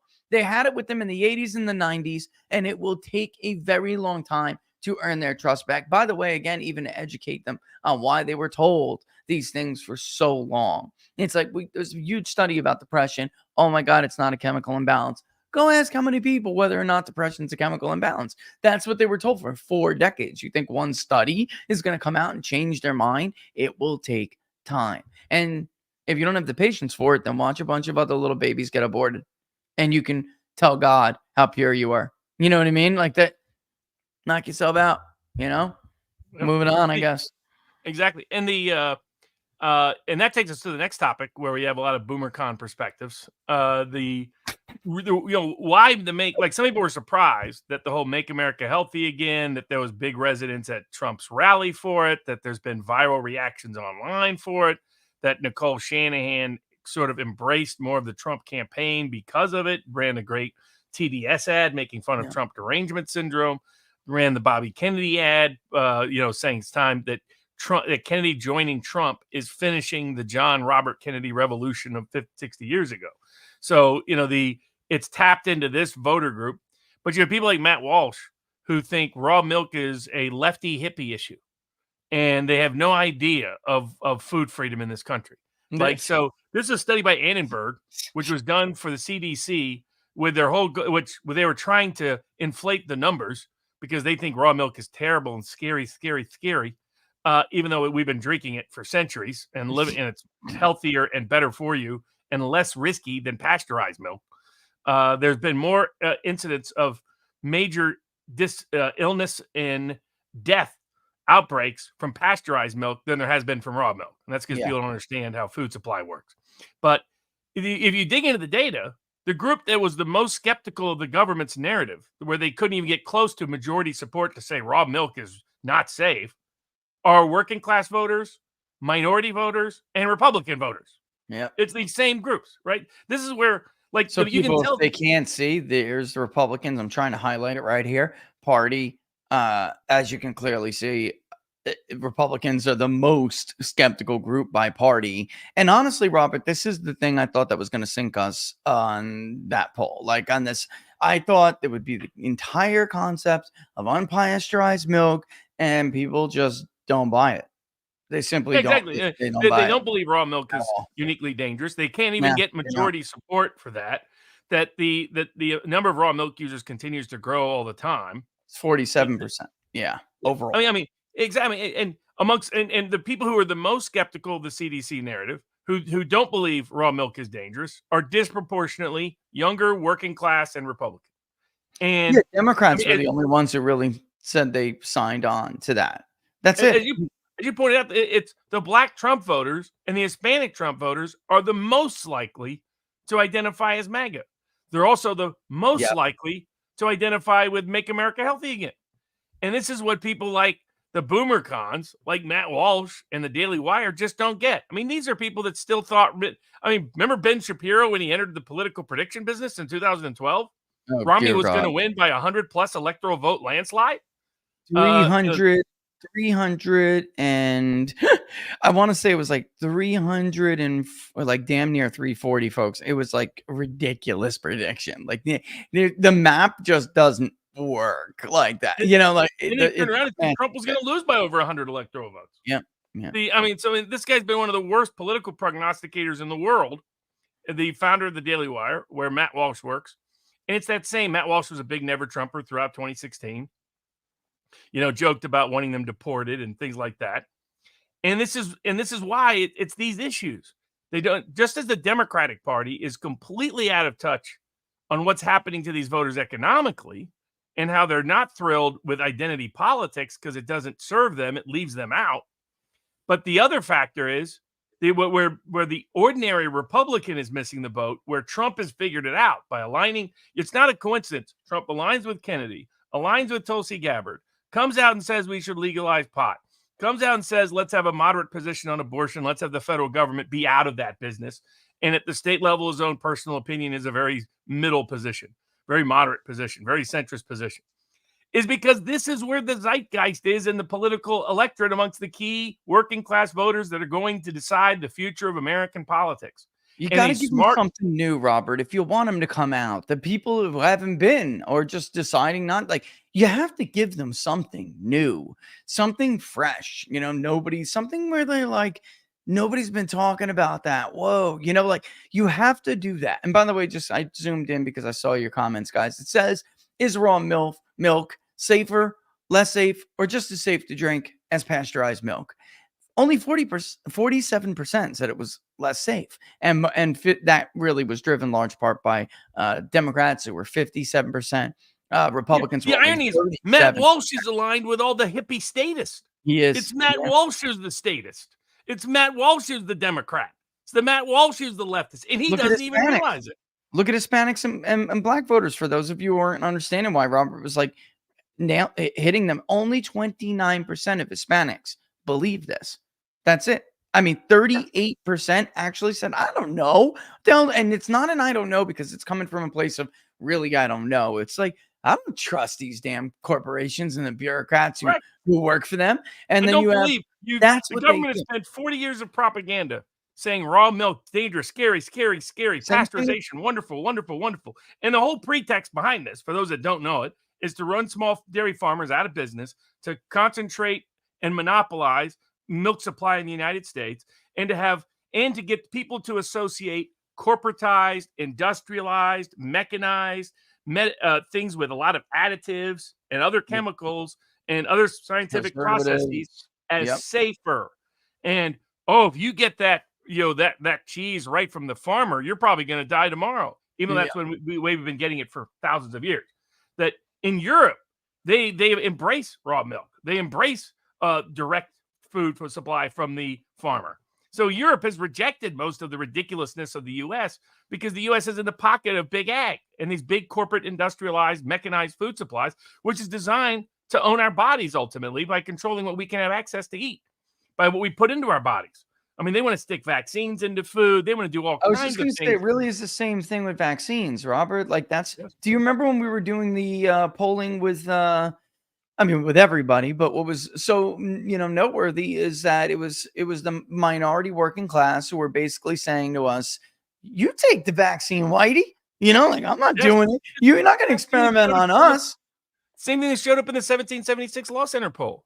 The reason why a lot of these voters were attracted to the possibility of voting for Kennedy is because they were deeply unhappy about what was happening to them personally. The deprivation of food freedom, the deprivation of medical freedom, the deprivation of political freedom, the deprivation of financial freedom. And they were disproportionately young. They were disproportionately working class. They were disproportionately minority because they've had bad experiences with big food, big ag, and big pharma. Yeah. And they don't believe the food is good for them because they see the record rate of chronic disease on their own kids. Yeah. I mean, almost 80% of America's youth cannot even be drafted because they can't physically pass the test. I mean, this is not about all these excuses. We have longer longevity and it's this and that. That's why our chronic disease is up. No, why is chronic disease up amongst kids? Skyrocketing amongst kids.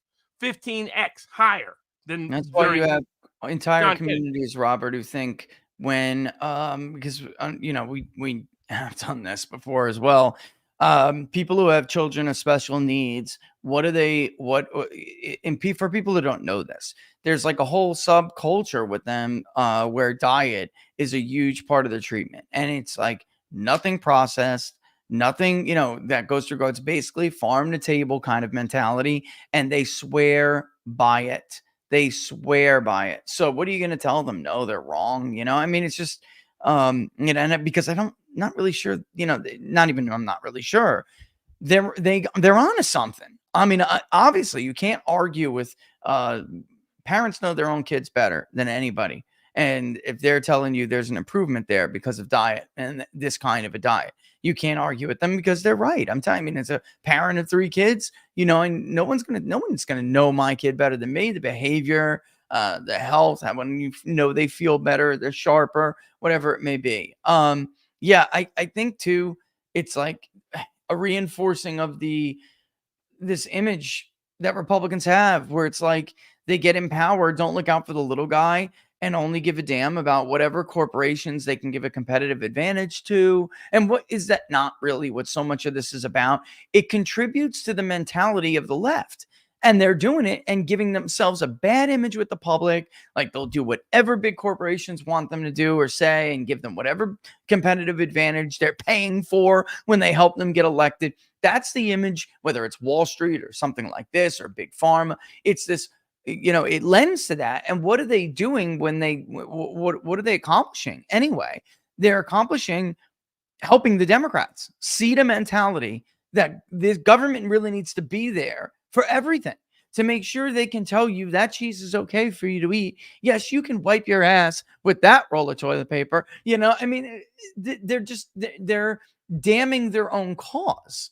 It doesn't make any sense, which is why you see the numbers the way you see them, by party. And it's interesting enough, they want to appeal to all of these groups. They don't actually piggyback or champion any of these positions that would attract those groups. Exactly. It's not only like for Trump camp, there's a great opportunity in October because Democrats have made the mistake of scheduling Amos Miller, the Amish farmer, the state of Pennsylvania, and the Biden administration has been trying to shut down now for years. Yeah. His major hearing before the Commonwealth Court of Pennsylvania in Pittsburgh. That's where they'll hold the hearings. They're a statewide court. The same Commonwealth Court that just organized an effort to change the mail-in balloting rules to make it easier to send in bogus mail-in ballots.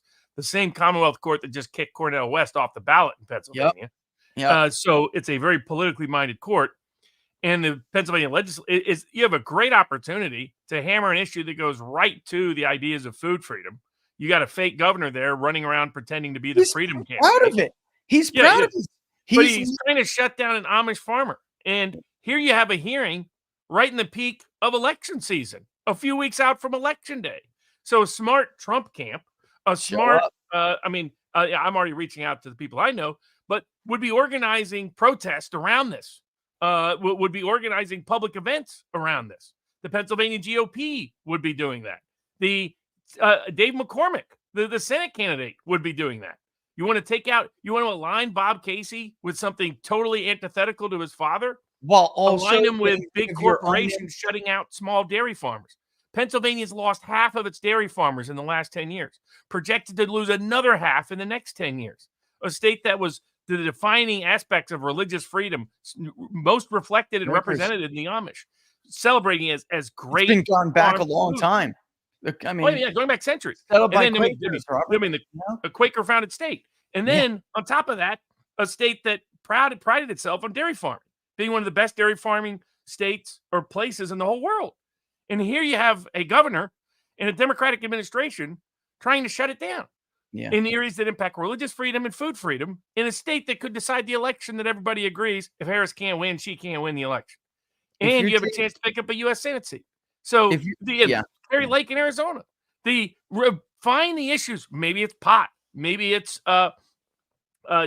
maybe it's food freedom. Maybe it's medical freedom. Find some aspect that aligns you with Trump and where Trump is appealing to young working class voters. That show, like right now, I think why Carrie Lake is in a little bit of trouble is not because he challenged the 2022 election. It's because she's being perceived and portrayed as a conventional conservative in Arizona, as someone who's out of touch with the working class minority millennial vote, which she instinctively actually understands. And I think some people who are running her campaign are doing her any favors. But when she was doing great in 2022 is when she was riding Trump's coattails and being brave and aggressive as somebody unique, somebody different, someone distinct. She has an exceptional charisma advantage. Yeah. And all of these Republican candidates are like what the point you've been pointing out in the generic ballot underperformance, the Senate candidate underperformance. Huge underperformance. They're seen as generic Republicans. They're not seen as generic Trumpers.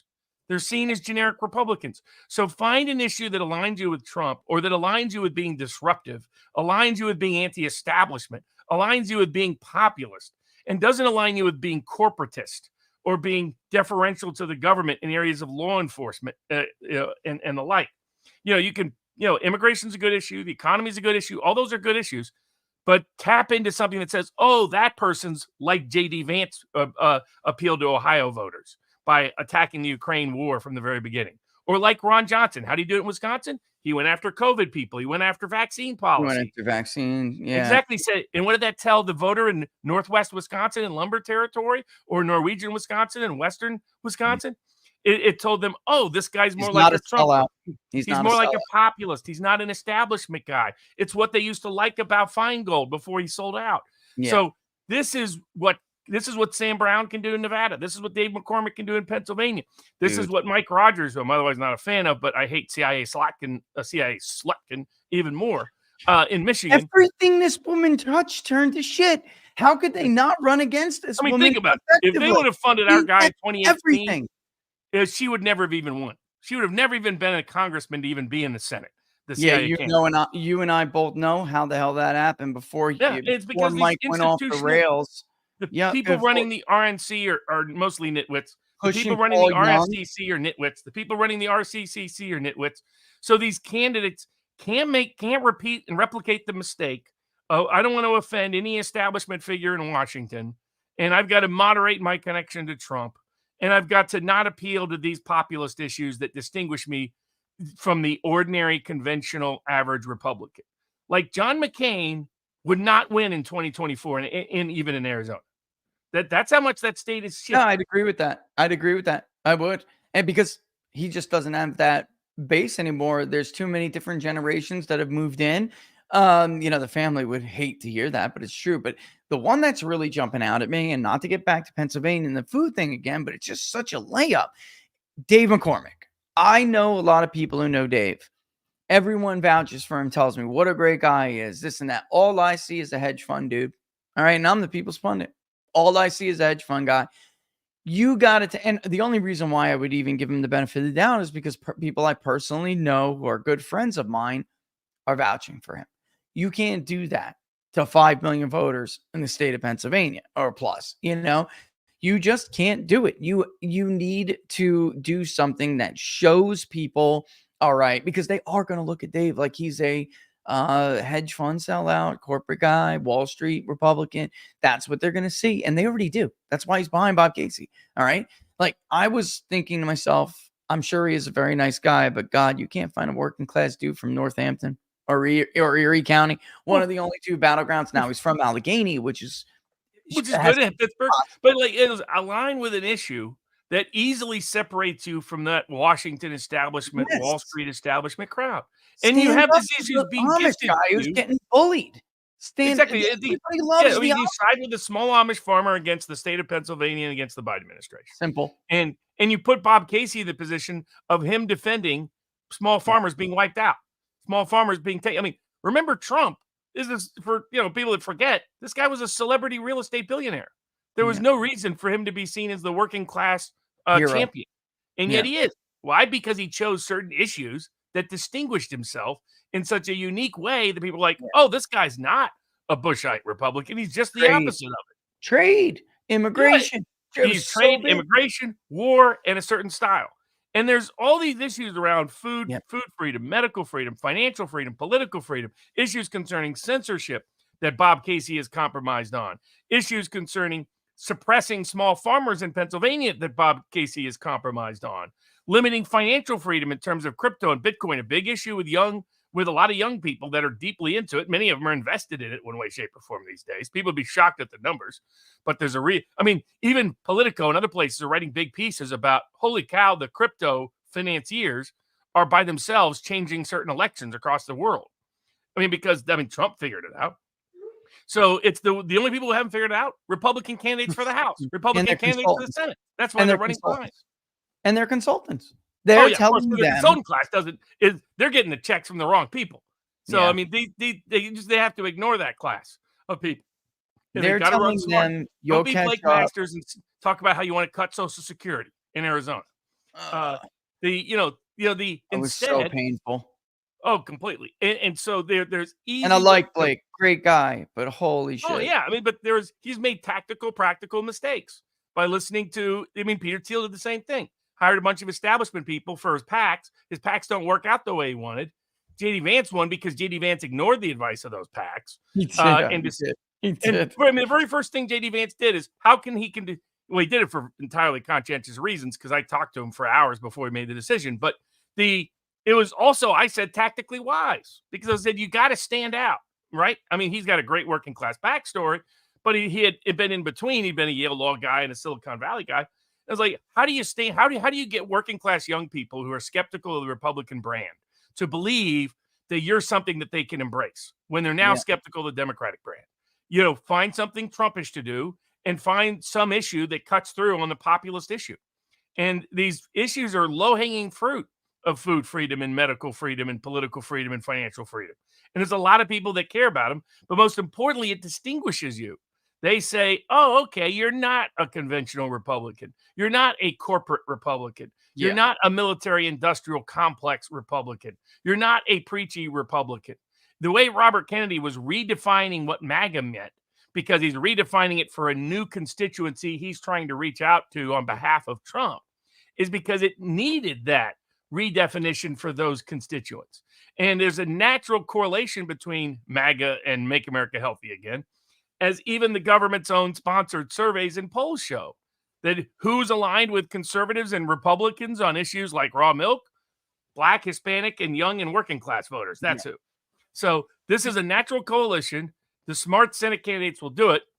And I'll go through. I'm going to assume that at least some of them pick up the tail on this and tell you what I think the odds should be on these contested Senate races. We could probably go to electionbettingodds.com, I think. You want to run that ad, though, real quick? You want to play this ad and comment on this? This is part of the idea of it is.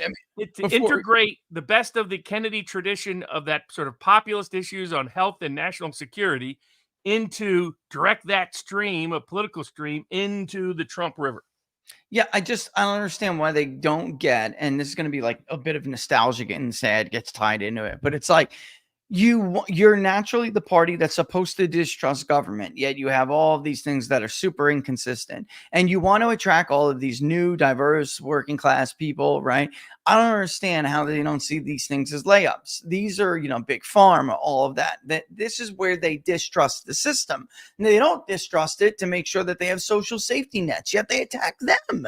It's totally backwards. All right, let me shut up though and run this, because this is and then we'll discuss this after. Make sure it's unmuted. Let's go. This conjunction of an immense military establishment and a large arms industry is new in the American experience. Yet we must not fail to comprehend its grave implications. We must guard against the acquisition of unwarranted influence, whether sought or unsought, by the military-industrial complex. One they just listen to the wind blow, watch the sun rise. This country will do whatever must be done to protect its own security and that of its allies. General, we got a message from Khrushchev which said that he would withdraw these missiles, providing we would not plan to invade Cuba. Now the time has come for this nation to fulfill its promise. A country is as strong, really, as its citizens. And I think that mental and physical health, mental and physical vigor, go hand in hand. A great change is at hand. And our task, our obligation, is to make that revolution, that change, peaceful and constructive for all.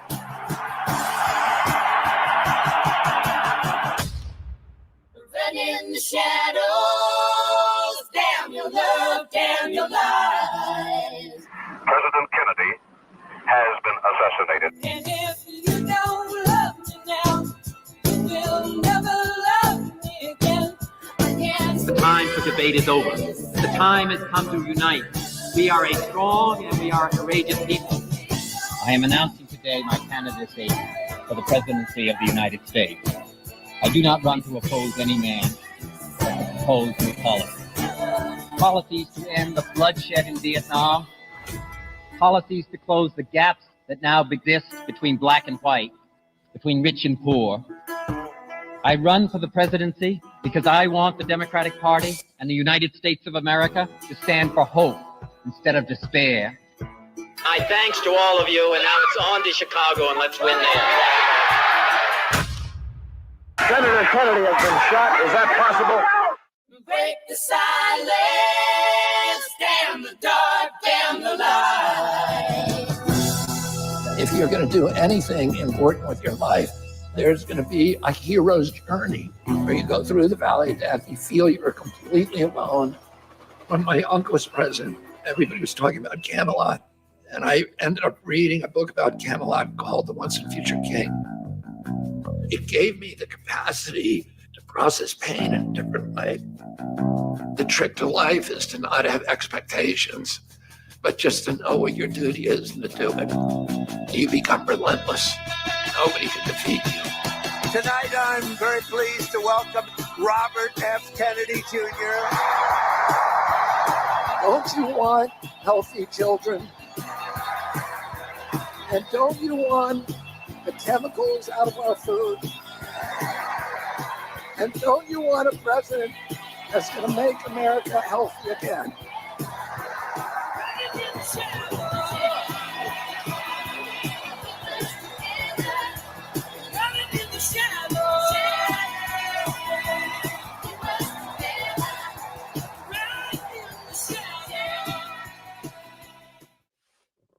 Like, how the hell can you run against that? Like, who disagrees with that? That was a good little commercial break. Who disagrees with that? It's basically saying you finish the story of the Kennedy legacy with the presidency of Donald Trump in a second. Yeah, that's exactly what it's saying. And it's Nicole Shanahan, one of the biggest Democratic donors, doing it. Used to be one of the biggest Democratic donors because they lost her alliance and allegiance. Yeah. And what Kennedy and Shanahan are on top of betrayer. Is the Democratic Party totally betrayed both of them. Mm-hmm. But basically provided an opportunity, a bridge to these new groups of voters for whom the Kennedy legacy is more mythical, like Camelot, than it is historical. Because for them, it's they grew up with the movie JFK. They grew up on the images of what could have been. They didn't live through the Kennedy era. So they just remember it as, there was an era, maybe we could have chosen a different path had President Kennedy not been assassinated, Robert Kennedy not been assassinated. And now they're saying you have an opportunity to challenge this corrupt path, this corporate military industrial complex, deep state collusion path, choose a different path. And that's the path Kennedy, John and Robert Kennedy were on. And now that Donald Trump is with Robert Kennedy Jr. Yeah. And it's these issues because the whole point we did the 1776 Law Center poll is it resonates with the most important swing voters in this election, not just at the presidential level, but at the Senate level, the House level, the state representative level. Everybody out there can run on these issues. I mean, and they're deeply appreciating the potency and power of these issues. Trump is way ahead of it.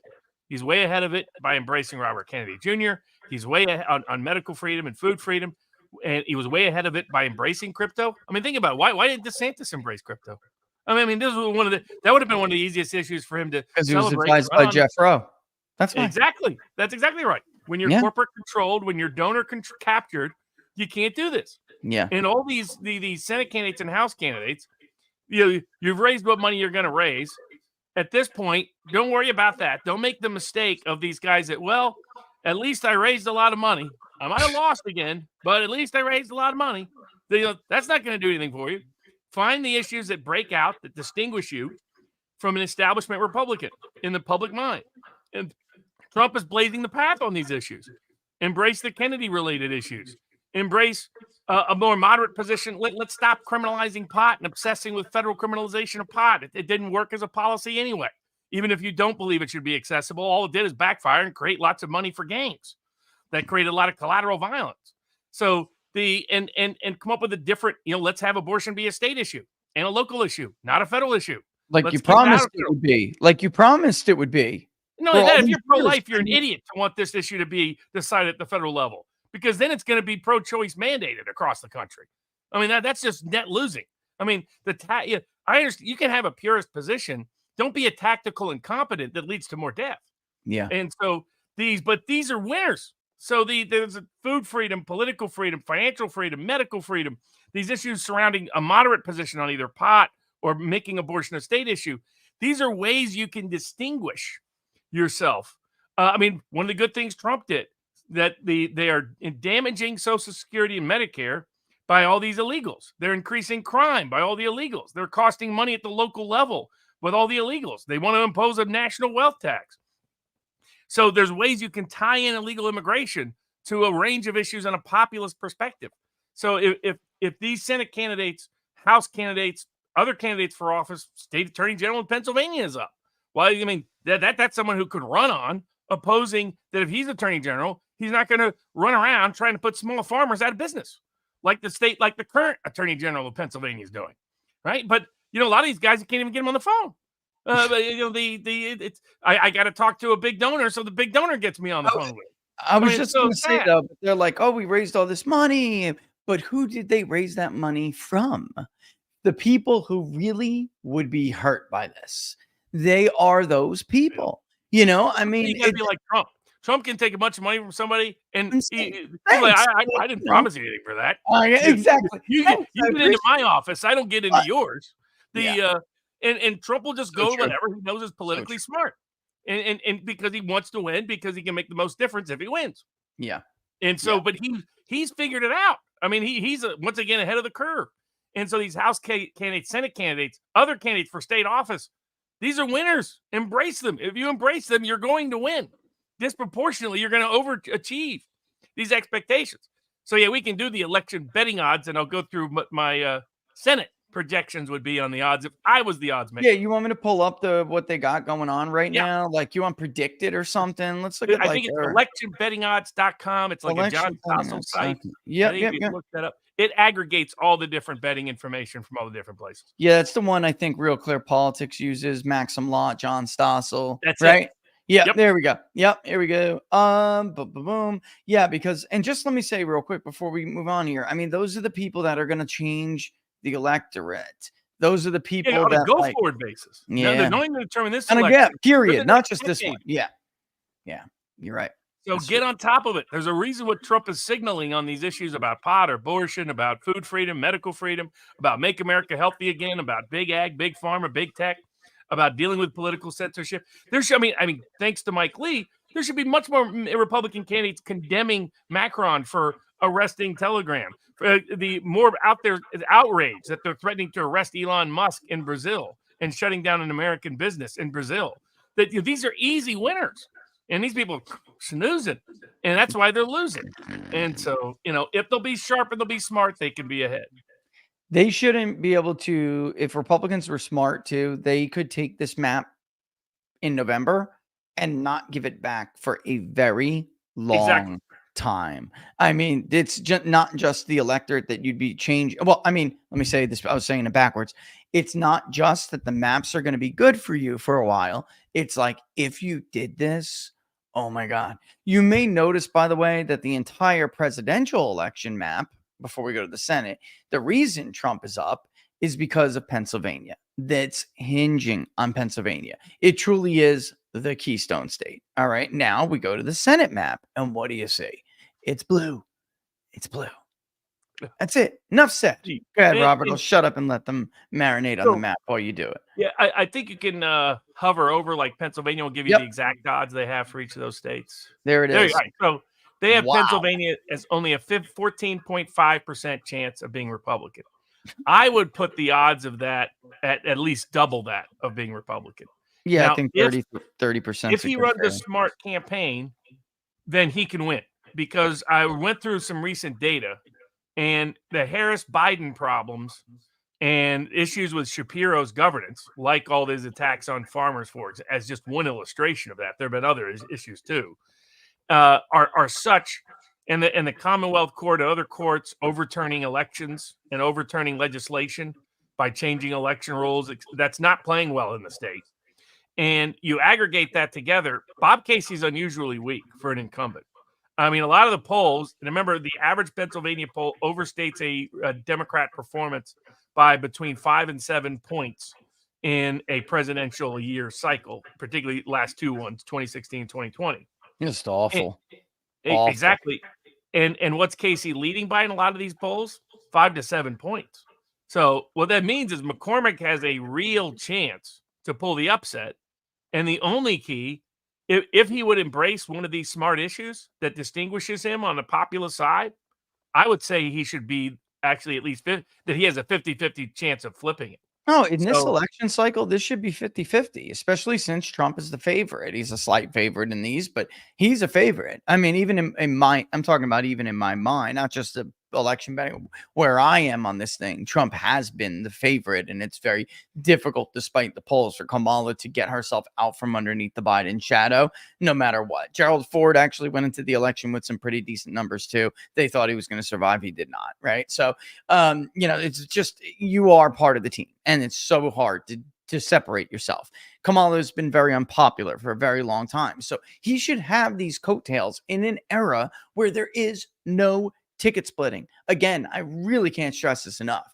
Only Susan Collins won a state for Senate, a statewide Senate election, federal office, when the other party's candidate carried it for president. She's the only one. You have to go back and before the Obama era, but like pre 9/11. Well, no, 9/11 really was the beginning of it. But yeah, it's not easy, despite what the polls say. It is not only easy, Robert, it's not likely as the opposing party's candidate to win when especially this guy is on the ballot. He drugged Toomey over. He drugged Johnson over. Like, McCormick should at least be 50-50. He should. He's not. Exactly. Now, if we go over to Michigan next. See, only a 22% chance they list here. So this is an open seat. You don't have an incumbent. Yeah. Here again, the betting markets think it slightly leans Harris. My view is still that it leans Trump. This is a state with all these states. If you believe Trump is going to win by 3 or more, chances that he drags the Senate candidate along with him over the top is better than the odds are saying. And John James, he almost did. Yeah, completely. I mean, he did it almost in 2020. I mean, James was down like 13, 15 points. That's what I'm talking about. Yeah. He was getting James, what was it, 2-3 points on election day? 2.3, something like that. Yeah. Exactly. So I think CIA Slutkin has bigger problems. CIA Slutkin.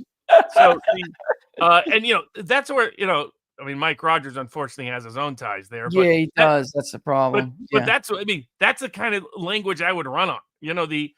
Because CIA Slutkin ties into who she is, but it also makes her the establishment candidate, him the outsider anti-establishment candidate. Find an issue like trade to get inroads in Macomb County and Monroe County. Even in Oakland, like, he used to perform well in and around this area of Michigan. That's why I think the GOP brain trust thought he would be the stronger candidate, because he's like, they share a backyard, and they think they may remember that. Voters may remember that. I'm with you. Like, he's got his own stain, so you have to do something different. You can't out CIA the CIA, you know what I mean? Or you just can't do it. Yeah, so instead you wrap it around her neck, even if you're tied into him yourself. It's not like she can criticize him. So I would put the odds in Michigan at 40%. Because it's an open seat. Yeah. Bob Casey has some unique ancestral support in Pennsylvania. It's just showing signs of weakening. But Slotkin does not have that. This is her first statewide candidacy. Heck, she's only been in office since 2018. So it's not like she's got some deep roots in the middle of the state either. And Gary Peters, by the way, was in a stronger incumbent position against John James. And he almost lost. Yeah. Yeah. So if you assume if Trump had done 2-3 points better, James probably wins.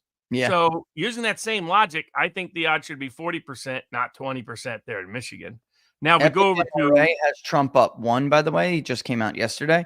Epic MRA, which is a Michigan-based poll, folks. They never had Trump leading either Biden or Clinton, so it's a big deal. They had Trump up yesterday. Trump +1, which almost identical to Harris's poll, by the way. And CIA Slutkin was only up 2 points. So that name's sticking. I'm liking that name, bro. I'm about to rob that. You got alliteration on it on top of it. It's like a double bonus. I'm about to take that one. Yep. If we go over to Wisconsin, that's what I figured. 17% odds. Now, once again, this is a state I still have as Trump winning by 3 or more. So if you have it that way, and if you look at Baldwin's underlying numbers, it's not as strong as you would expect for a likable incumbent. I mean, her personality is likable in the state. Yeah. But the underlying politics of the Democratic Party is fracturing in the state. And it's a more rural state than Michigan or Pennsylvania is. That's a lot more right. small towns, small cities, etc. Which is why it polls more Democratic folks, all right? Because those voters in those rural areas are harder to reach and harder to represent. So, like Michigan and Pennsylvania have more burbs, more urban centers, and it's just difficult. It's more difficult. But it polls to the left and typically votes either like right in line with PA or a little bit to the right, as it did in 20. So it's another state. I think Trump, when Trump did well there, he carried Ron Johnson across against a much more popular political figure in Feingold. Feingold had deep roots in Wisconsin, much more so than Baldwin does. And the only factor is what I've heard from some people on the ground in Wisconsin is they're not thrilled with the Republican candidate. He's running a poor campaign so far. So, but I would set the odds here at least 35%. And once again, Wisconsin, Michigan, and Pennsylvania, if these candidates would pick up on one of these unique freedom issues that appeals to populist swing voters that Trump is leading the way on, I would make all of them 50-50 toss-ups. Yeah, So Ron found his niche. He went after the vaccine companies and, he was anti-Russia hoax too, by the way, which they smeared him with. But he found his niche. He really did. And then he ran a great ad where you can actually watch the smear ads on TV. He's watching them in his living room. And it's about, this is paid for by Big Pharma. They smear the hell out of me because I'm doing your work. It was just brilliant. It was brilliant. It's a long populist tradition, left and right. Super. Fighting Pablo Follett, Dave Obey, McCarthy, you name it, it comes from Wisconsin. Yeah. And so it's a natural issue to tap. It's an issue. I think the state that the polls are going to be probably the most wrong on Trump. Probably. It's tough to poll, but that particular group you're identifying is the toughest to poll. And it's the one that's trending. And the key there is just the Republican candidate embracing Trump and embracing key populist issues that'll put him over the top. But even if they don't, because Trump is going to do well, these odds are way too low. 17%, 20%, 14%. The odds are way too low. Yeah. And honestly, Robert, even if you go to like Florida real quick, okay? They're the same odds in Florida. Oh, it just updated. There's the same odd basically that Debbie I don't want to butcher her name, but Debbie beats Rick Scott. I mean, that's insane in Florida. And just so people understand, Marco Rubio, St. Pete poll, Rubio +2. Okay. DeSantis plus, I think, either 6 or 8. Both of them won by near identical margin. There was no difference. There was no disparity in the vote support, as the poll suggested there was. And they both won by nearly 20 points. So, the fact that the betting markets have these, the chance for Debbie to win over Rick Scott, the same amount as like Hovda winning over Baldwin is just crazy. I mean, that's Robert, that's right. Nuts. Yeah, the Senate markets are the most off right now, in my opinion. This the is most understating Republicans, overstating Democrats, almost across the board, outside of the big Democratic states. Another state that I think is worth the long shot is Minnesota. So, I mean, they're saying there's only a 4% chance of them winning. I mean, Walz was supposed to boost him. Survey USA only has him up 5. Harris up 5 at peak post-convention. Which is this tells you that Walz really has no legs in that state at all. There's more people that hate the guy than like the guy, clearly. Yeah. Because you should not go down after you're announced on the ticket. No. Shapiro would have been up. They'd have gotten a bump in Pennsylvania, man. I'm telling you, they would have gotten a bump. And I'm not saying it would have lasted. I'm just saying that like people would have said, oh, that's my governor. Okay. She had a bigger lead before she picked Tim Walz, brother. She had a 10-point lead. Biden had a bigger lead. The Hillary Clinton, her lead at this point in Minnesota was more than twice what Harris's lead is in Minnesota right now. She had a 12-point lead. I went back and looked. A 12-point lead at the end of August. And Harris is 5 points. And you won by 2 points. Yeah. So, I mean, Minnesota's another place where Kennedy could really cut in. Yeah. Because his kind of voters disproportionately there. So the and him campaigning heavily for Trump is Getting going them to be out, yeah, is the big key. it's going to be an underappreciated factor on a go forward basis. I agree. But I think Minnesota, I would look. I like the candidate there. The question is, will he have funds to compete? But I think the odds should be at least 20%, not 4%. They're giving it to Larry Hogan. They're giving his money. They're giving Kerry Lake's money to Larry Hogan, bro. Which is a total waste. A total waste. I get there'll be some polls that show Hogan close. That state is way too Democratic. Same tailwind effect. Same coattails effect. Yeah. Hogan is not getting 30% of Harris's voters to flip over and vote for him. No, sir. No, sir. Not happening. Especially not in Maryland when you understand who those Democrats are. My God. Yeah, right. But so I think, so right now I'd say, so Minnesota, I wouldn't put it any higher than 15%. I think it's a waste. If you're looking at donating money or volunteering time, don't waste your time with Maryland. I would. Minnesota, because you're talking about a single digit state that was within 2 points 2 election cycles ago, and Harris looks more like Hillary than like Biden. Biden was overstated well in places like the Iron Range. I was going back and looking at Pennsylvania. The biggest key for him was the Scranton area. That's where he ran 5, 6, 7, 8 points ahead of Hillary. And the polling right now, Harris is running 10. She's running below Hillary's numbers in these working class industrial North areas. I mean, I don't know if you saw the Mark Halpern video he put out, but basically hinted. You want to watch it? Yeah. We should watch it because he's hinting at what they're all looking at behind the scenes. Why you suddenly didn't see a bunch of polls this past week, right? It's right after Democratic National Convention week. They got maximum response bias. Perfect week if it resonated. Perfect week if Kennedy didn't matter to stick out these polls. And listen to what it's a little bit earlier he talks. I probably said it to you when it was a little bit longer. But back towards the beginning, basically, he identifies the issue. Oh, this was at the 6:40 mark. You want me to start it from the beginning or? Yeah, towards the beginning. Okay, because let's start from the beginning. He's talking between the lines, folks. But so this is a long time Democratic aligned institutional establishment guy, not as partisan as others. He got Me Too'd out of the business industry, and since then he's been a little more independent, to be frank about it. Yeah, he's they proper screwed him. Yeah, but he basically is telling you behind the reason why you saw no data last week is the reason why Harris suddenly didn't interview, the reason why Harris suddenly wants to change the terms of debate is because their numbers in the Midwest are horrendous after the DNC. It didn't go their way. Let's do it. So this election right now, people say will be close, and it might be, but I want you to consider a narrative here, which is not implausible. As I always say, I'm not predicting this or rooting for it, but this is not an implausible story. And there's some new data out and coming that suggests that this story could be the story. If you go back a couple months or weeks and ask yourself, how is it that Kamala Harris became the Democratic nominee so easily? Really the easiest walk to a major party nomination in modern times. Yeah. She basically made 100 phone calls and she was the nominee. 104. How did that happen?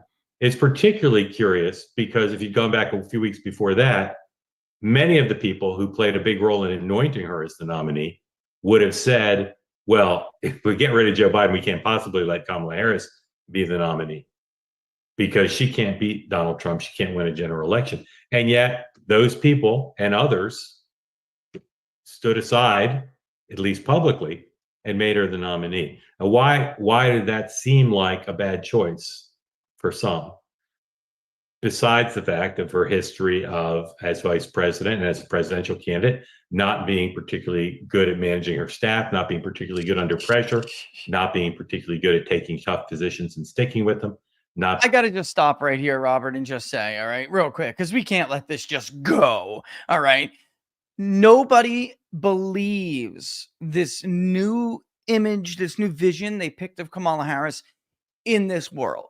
That shit, folks, is for you at home to be duped with. Nobody believes it. Barack Obama thinks she's an idiot who's going to blow this election and get crushed. He thinks she's going to be eviscerated. Why? Because he's not dumb. He's thinking, really, how are these Catholics in Pennsylvania going to vote for this woman? You know, that's why, by the way, have you heard one iota, one hair of information about her religion? You haven't, because the truth is she's not a Christian. She never even believes in never has believed in Christianity. Her own mother was very open about how she had always identified, and this is fine. I'm not saying anything wrong about Indian, which is religion that most people in India, but she is not at all and never has been a Christian. She has always believed that the Hindu religion has spoken to her, and you're not here knows for right or wrong. You're gonna get your ass kicked in Macomb County with that. You're gonna get your ass kicked in Bucks County with that, or at least parts of Bucks County where it's like super Italian and Catholic. Like that's not gonna work. Norwegian and German Catholics in the Midwest, if they ever heard about this, it would be like, come on, Robert, give me a break. It's not because there's anything wrong with them or they're bigoted. It's because it doesn't share their values. It's not in line with their values. Well, People vote their values. To just give you the summary of what Halpern is saying was along those lines. Yeah. He's saying, imagine this narrative, and he doesn't quite fully articulate it. What he's saying is the election's not even going to be close. Yeah. Trump's going to crush her. Yeah. And that we're going to look back and say, why in the world did, from the Democratic perspective, why did we do this? Ever believe Why did we sub out Biden for Harris? Yeah. In fact, they're going to be giving, what the narrative's going to be? It's like 30 seconds. I should play it. But go ahead. Finish your thought. Go ahead. It's the narrative that we gave you 6 months ago. Yeah. Said this would happen if they did this. I thought Democrats weren't dumb enough to do it. Me too. Like, Me too. Oh my God. Me too. They're going to lose working class seniors, and they're not going to make any inroads amongst those voters. That's who Tulsi Gabbard eviscerated her with. Like, it was those younger working class minority millennial democratically aligned voters saying she's a statist. Wait, That's who what? she is. She put people in jail for a dime bag? What? Yeah. She didn't let that guy go. He was innocent in prison deliberately just to profit neoliberal corporate power and state power. I mean, that's why you can attack her from both sides. She's soft on crime in certain ways for illegal immigrants, but she's hard on crime for poor working class blacks on things they don't consider crime, like truancy and marijuana. So why haven't anyone hit her on the Catholic Church scandal? And I know. I think Trump's afraid to touch it because it's the church. Maybe, maybe. And look at our Supreme Court. Don't know what I'm talking about. There was revelations, as there were in Boston and everywhere else, damn near, that they had some bad. Yeah, there were some especially one very bad. It was a priest, and he had been doing this for a very long time. Anyway, the diocese called and she squashed it. I mean, that's it. There was never a meaningful suit. There was never a meaningful criminal case because the Willie Brown, Kamala Harris machine shut it down in California. Yeah. And that's the thing. Like, the machine can threaten you as a family member if your son was a victim, right? So it's like these people are in the community. Yeah, go ahead. It's corrupt state power that lets out dangerous criminals and prosecutes non-dangerous people. Yeah. So that are just that prosecutes the politically unprotected, punishes the politically unprotected, and lets off the real criminals out of justice. The politically unprotected. Yeah. Combined narrative with her. But basically, Halpern is saying that the reason why you didn't see polls last week, the reason why Harris' campaign is panicking, is the Democratic Party is seeing that this massive 1 month effort of hagiographic mythological coverage got nowhere. And it didn't move. And in fact, they're seeing cracks where there weren't even cracks before. Let me finish that, because what I want, people misunderstood, even people who have seen this clip totally misunderstood what he was saying and what he meant when he said by mid-September. Let me just shut up, because he's old enough to remember what you and I are old enough to remember. What happened to Hillary Clinton? What happened to Joe Biden? So you can't have this against Donald Trump, where by mid-September, the lie high is already gone.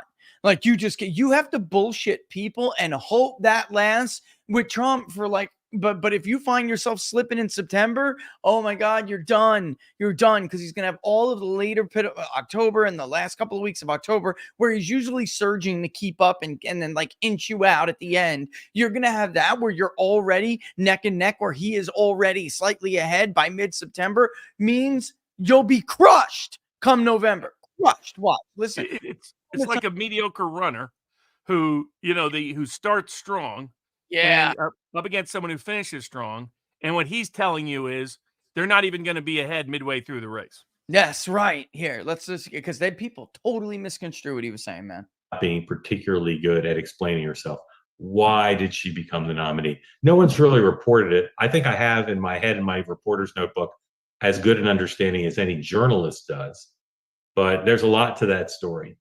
And if you think about why she was why she may not have been the best choice, what can we say about that? Well, we can say, why would she be a good choice, a better choice than Joe Biden? We can say because she was not an elderly man with clear signs of loss of acuity.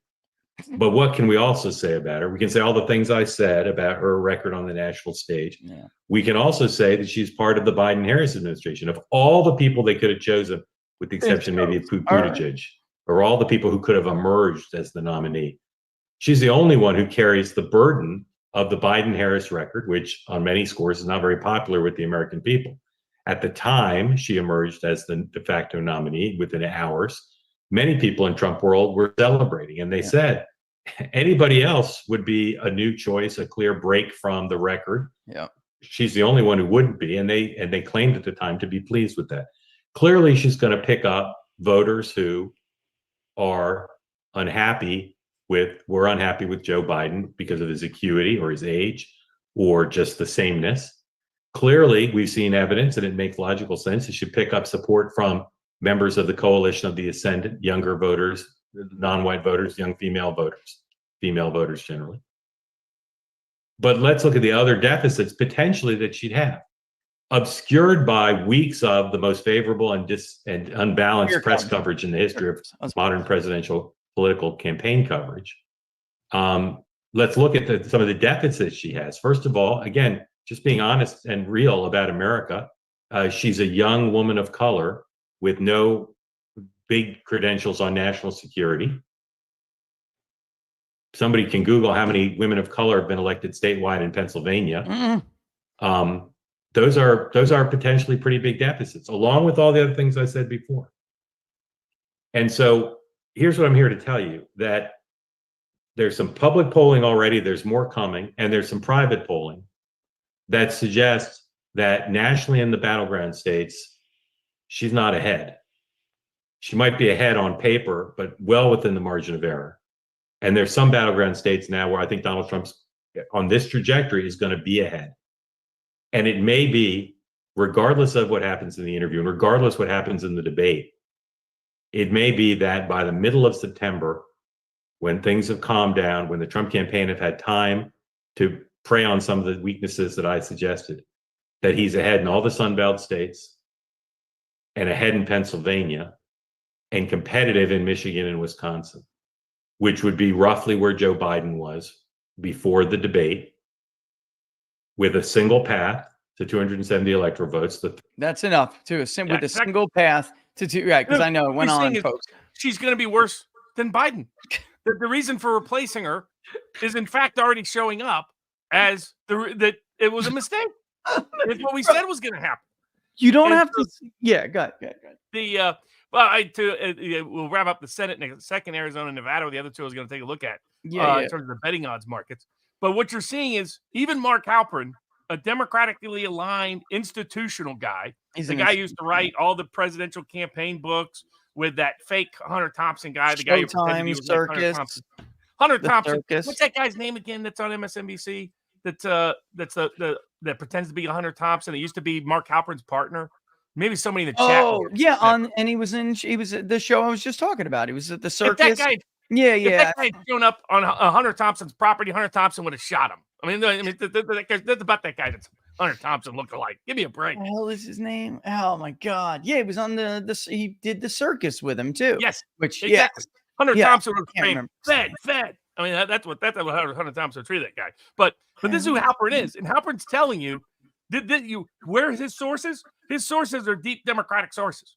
So what happened was, over the last week, their polling data, whether it was because the Democratic National Convention was a complete dud, whether because Trump brilliantly stepped on it with the Kennedy endorsement on the day after, or a combination of the two, it did not get the results that they wanted. We told you beforehand they would want double-digit John Heilman. Sorry.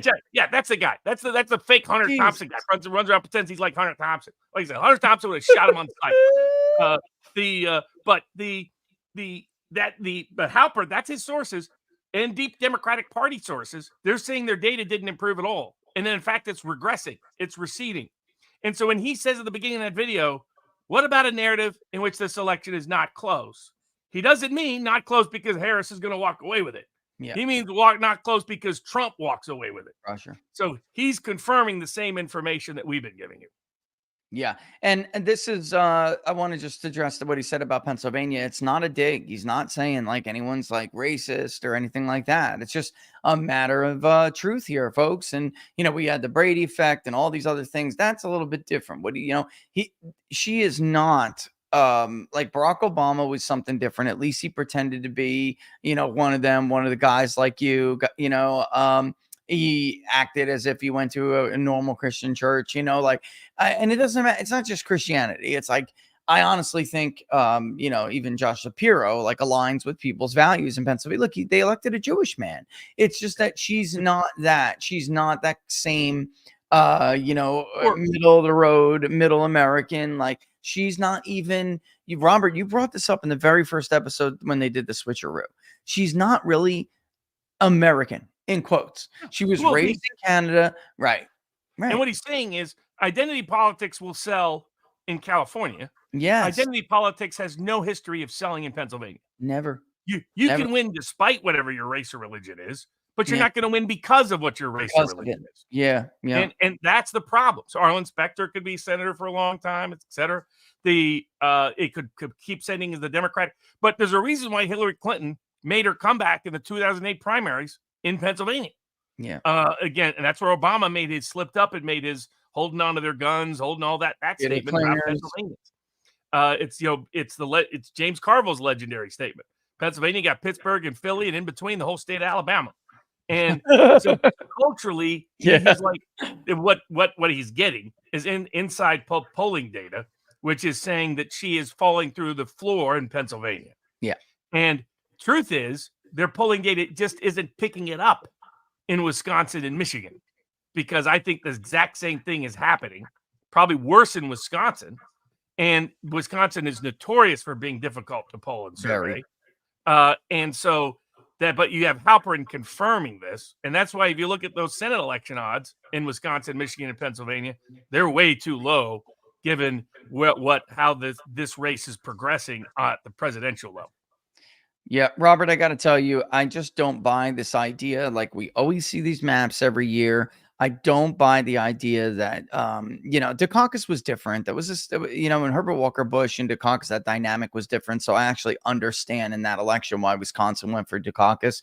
But the fact of the matter is these states vote together, even if it's 10,000 votes or 20,000 votes, they vote together. And plus, Wisconsin traded with Iowa in that election. And remember, 86 was the big farm recession. Yeah. So you had trended in a different direction than the industrial states did. Yeah, they were hurt just uniquely by Bush's. Is trend the you're not going to see Wisconsin. Yeah, you're not going to see Wisconsin trend opposite of both Iowa and Michigan. I mean, you're not going to see. That's. I mean, you can't, even with what they're talking about. Just so people understand too, like. They're talking about her potentially getting routed in Pennsylvania, which is stunning them, because their initial thought was we can go through Pennsylvania and the Sun Belt. And why? Because she was going to pick Shapiro, until they realized that the party is too anti-Semitic to pick Josh Shapiro. And Walz was a last minute switch. Like, this was not a great, well thought out thing. They knew about the tapes of him stealing valor. They had no other choice, is what I'm trying to tell you. And they decided, if we can't do Pennsylvania, then my God, we better make sure we don't get crushed in Minnesota, because that's where Biden was. What Mark Halperin is talking about, there was already Minnesota on the table. Maybe even, oh my God, he could take the whole state of Maine. That was on the table, that's where it was. So she thought, I better pick Walz, because maybe that'll help me, obviously, in Minnesota. But not only that, maybe if I can't pluck off Pennsylvania, I can pluck off Wisconsin, or I could pluck off Michigan or something. So that's their kind of last minute thinking. Meanwhile, you got Barack Obama sitting back going, I told you so. This is going to be an effing disaster, because she outmaneuvered him. because she's closer to the game. So for once, she actually outmaneuvered Barack Obama. Like, he was not around to make phone calls and do what he wanted to do to make sure someone that he thought was viable ended up replacing Joe Biden. He was going to use her to threaten Joe with the 25th Amendment, which he wasn't going to. He did. He used her to threaten Joe. And once Joe realized, once they had a heart-to-heart, and she said, yeah, Joe, I'm going to do this to you. Once he heard that, and Jill heard it because he's retarded, not really in the picture anymore, that's when they caved. And he's unhappy about it, by the way. So you're not going to see Joe Biden out in force making sure that Scranton votes for Kamala. He's not going to. Do you think he's going to do that real quick before we wrap up here? Do you think there's any world in which Joe Biden like really goes hard? I know they're spending time today, I think, in Pittsburgh. But do you think he's really going to go hard for Kamala? I don't know, man. I don't know. Well, he didn't want this to happen, so I think he wants her to lose. I mean, Harris was good at outmaneuvering Obama. She did it. Yeah, she's so good at coming at you from behind. You'd think she was Pete Buttigieg. Holy shit! But holy shit! But if what she's going to discover is people like Shapiro. People like Shapiro are going to return the favor to her in Pennsylvania. Shapiro and Biden are going to sabotage her campaign. Yeah. And so the last 3 Senate races to cover, the Nevada, what is it, like 15% they have Brown at? Let's really look at it. I'll hover over it. Let's take a look. They got him at 19 now. He's up a little bit. I think he was down. He was lower than this. I think he should be around 40%. I mean, Democrats are running they keep showing his face over and over again. It's amazing what they're really running on the fact that he suffered a disfigurement. I mean, they are unbelievable. If I were his campaign, I would play into that. By the way, I would find a way to connect on that basis, because that presents an outsider distinct history that you could connect. But again, if he embraced the right issues, I think it's a toss up. If you look at Nevada, it's been close now in multiple Senate cycles that surprised people. And Nevada is one of those states that's heavily shifting. It's a state that I think Trump could win by 3 or more. Yeah. So I think it should be. So the key will be how well they run their campaign. So far, it's been subpar. But I think it still should be higher than this, just because it's, again, a state that Trump should win. And if you believe Trump's going to win, then he can carry somebody like Brown across, because Rosen's not like that strong. And then if you go to Arizona, where do they have Lake? Insane. This is probably less than Brown. Less than Brown. This is insane. Exactly. They're saying Democrats have as good a chance to pick up Florida as Kerry Lake will win Arizona. That's exactly what they're saying. In an open seat, right? And if you go back and look, once again, Mark Kelly was a much stronger candidate, was supposed to win by a much bigger margin. And McSally basically closely tracked Trump, even though she ran a poor campaign. Yeah. So against a stronger opponent, she was liked by nobody. The McCainites didn't like her. MAGA didn't like her. About whether to donate money, whether to volunteer. I think Lake has a fantastic chance. She'd make a great senator. I would put her at 50-50. She'd be the boss, bro. She'd be the boss. Absolutely. Yeah. And if she just embraces a couple of these smart issues and tactically improves down the run of the campaign, and I think it's another state that might break heavy to Trump, like +5 Trump. I think Trump can carry her across. But I think if she just improves some tactical issues with the campaign, I'd make her a favorite in Arizona. So, and then last but not least, you know what state they think is going to go Democratic in the Senate? In the betting market? Wait. In the Senate? Wait. What am I light missing? Blue on the map. map. There it is. Oh, my God in heaven. So, this is probably the easiest bet on the board, Senate-wise, is you're getting plus money to bet Republican in Ohio. I've got all my favorite bets over at sportspicks.locals.com if you want to see how much I'm betting for which percentage and where and how and what to bet up to and sell. But my free best bet given away here on the show is that Ohio is going to go Republican in the Senate. The idea Trump is going to win this state by double digits. Vance was down. That Sheldon Brown's going to hold on when he's underachieved before is just nuts. he would have lost in 2018 if the right candidate had run against him. So, Listen to this, Robert. September 5th through September 7th, the Cincinnati Enquirer, which is done by Suffolk University, which also does, because the Cincinnati Enquirer is owned by USA Today.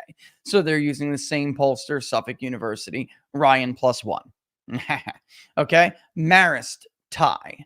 There was a poll with the Spectrum News, which is conducted by Siena, the same poll as the New York Times. It is the New York Times poll. They also had it tied.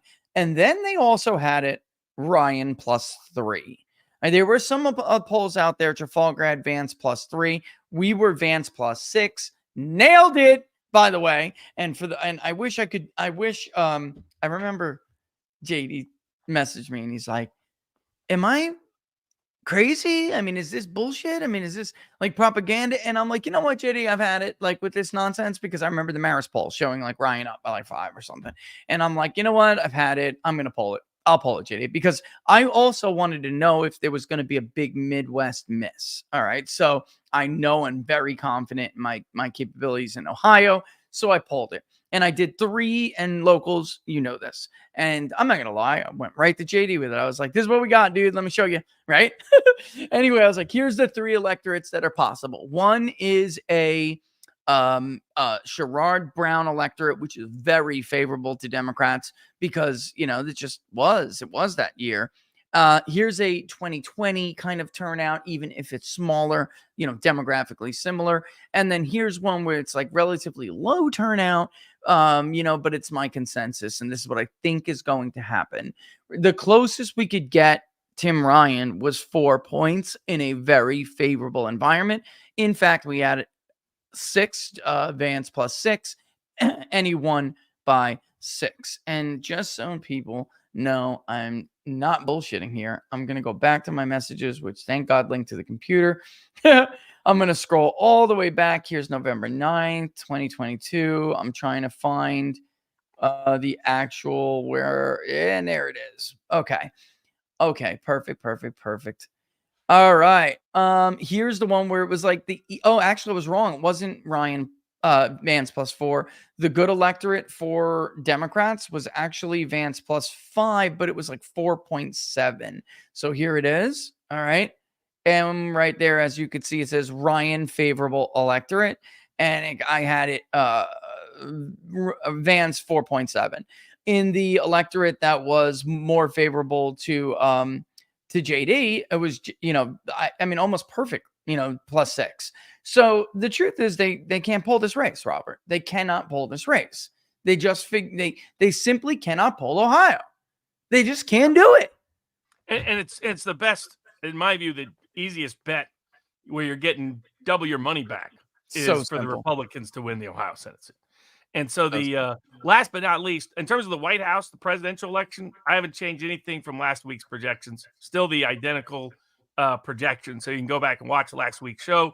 We'll probably try to find a place where we can post it down the road. So we that could people put it on PPD. I mean, we could put it on PPD put it on the front page. Yeah, you can see, you know, Barnes predictions for each state, all the margins, electoral code, vote margins, but still like the odds on Trump, Pennsylvania, Wisconsin, Michigan, Nevada, Arizona, Georgia, North Carolina.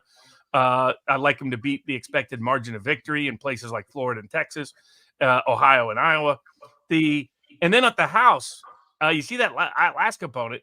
I get we talked about all the reasons the generic Republicans and the Senate Republicans are underperforming. They can still change that narrative. They can. But what I don't agree with is the idea Democrats are going to take back the House. I think 37.5 is too low. I think Republicans should still be a favorite to keep the House. What do you think? I mean, they should be. I worry about people like, and I know that you know, they're showing some of these polls out there. What I do think is most likely to happen right now, and why I do think that Republicans have a much better chance of keeping the House, is because Trump is doing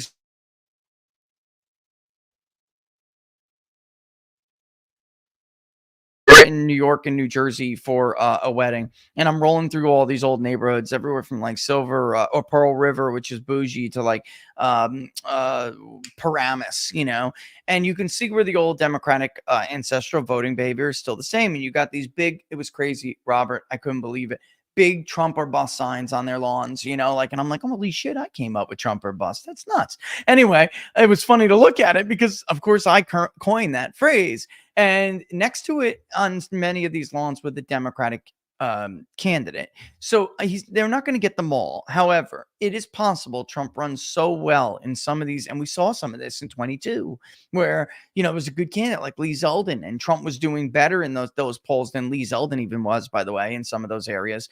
And it's just like natural, like that some people will say, okay, I'm voting for Trump, I'll also tick the box. So I think Republicans are going to do better than they think they're going to do in some of these districts in blue states. One that I'm worried about, though, like you do have people like David Valadao, they're in serious trouble, and you're like they may hurt their chances. So I don't know. I mean, we'll see. But like, I think Duarte's going down. Everyone's leaving him. They don't want to work for him and shit. He's an asshole, and he's also trailing. So like, I mean, that's a seat Republicans should win. Trump's going to win that district, dude, by like 10 points. Like that should not be a problem with Adam Gray again, which he beat in a low turnout election. This will be a higher turnout election, but I'll tell you right now, it ain't 38%. I mean, this thing is, to me, in my mind, this thing's like flip a coin, dude. It is, because there are so many dynamics with the House that aren't in play with the Senate. It's just a little bit more complicated of a picture. Each district can throw you for a loop, you know, whereas with the Senate, it's pretty clear senatorial voting behavior is not going to be separate from president like we're being told it's going to be. I mean, I don't buy it. I don't buy it at all. I think basically, but I do see the split, you know, in the House. I do. There's in this poll, they're going to be about 5 points behind Trump, dude.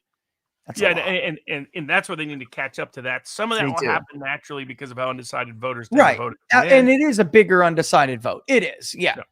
And then the second factor is, but the key is just embrace some Trumpish positions and Trumpish issues. And that will be the way in which you can, shrink that gap and ride his coattails. Yeah. But outside of the Democratic states like Maryland, California, there's people who think California can be competitive. I don't think it can for the Senate. Me either. But outside of those states, Republicans are basically generally undervalued. But the worst they're undervalued is in the Southwest and the Midwest. You can't have Trump at least even in those states in a lot of people's estimations and have the Republican only have a 5%, 10%, 20%, 15% chance of winning a Senate seat. And it's not like I think Republicans will take back Montana, but it's not like they're running against Tester. Gallego is not Mark Kelly even. You know, so these are not particularly, other than Bob Casey, none of these Republican incumbents Democratic incumbents are that strong. And so I think those elections will be closer. I'm just going to blast. I don't know if you got the time. I understand we're way over. Cover the super chats, you want to go blast through the super chats and the tips? I don't think there's that locals. I'll check, but I have to address this one because I know you have a problem with Mike Tracy. His breaking point debate on RFK endorsement, as confirmed to me, you were correct. You had the correct read on him, or I have the correct read on him. Look, you know, it's kind of funny too, because after I said that in that show the other day, which you're referring to, I guess, I said that I'm fairly certain he's like a CIA, like Patsy. He's out there trying to pretend like he's, a anti-military industrial complex person. Well, that's somebody who's like most effective, by the way. But also, as somebody watched that show, they had sent me a tweet from Mike Tracy years ago in which he smeared the shit out of me with Nate Silver's thing. So fuck that guy. How about that? All right. So you know what? You be a big man, be a bigger man, or be any kind of man, and drop an apology and admit you were wrong. You know. So I mean, this is so pathetic at this point, dude. There's these people that have TDS on RFK.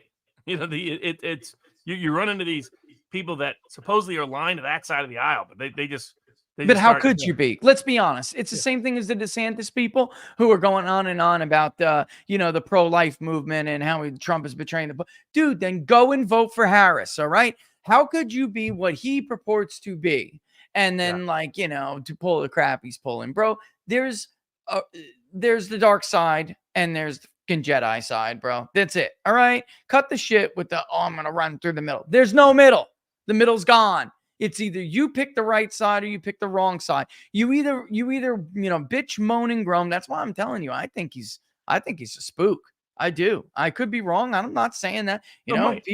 I have no take on him evidence of that. I'm just telling you my personal opinion is. my take on him is he's an old school, cantankerous, Oh, kind good of, word. they think like reporter, but with a lab, one of those overcoats from like the 1920s, that, has spends too much time at the bar, or doesn't bathe very often, think like that kind of personality. So Yeah. their virtue and their vice is they're uber confident in their own opinion. And so they'll be confident in their own opinion when it's a dissident opinion. They'll be confident in their own opinion when it's an establishment opinion. And the what they lack is what a lot of the wokesters lack, what the Harris camp lacks, what these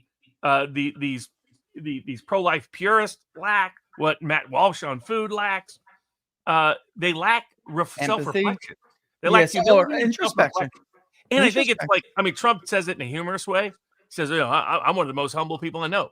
But he's actually right in ways people underappreciate. That I know that Trump is willing to be. I mean, it's not a coincidence. Last week, we see him do the interview that a lot of people have been wanting him to do for a while, saying, look, here's why I screwed up in the first term. Yeah. I trusted the Republican establishment. I tried to work with the Republican establishment.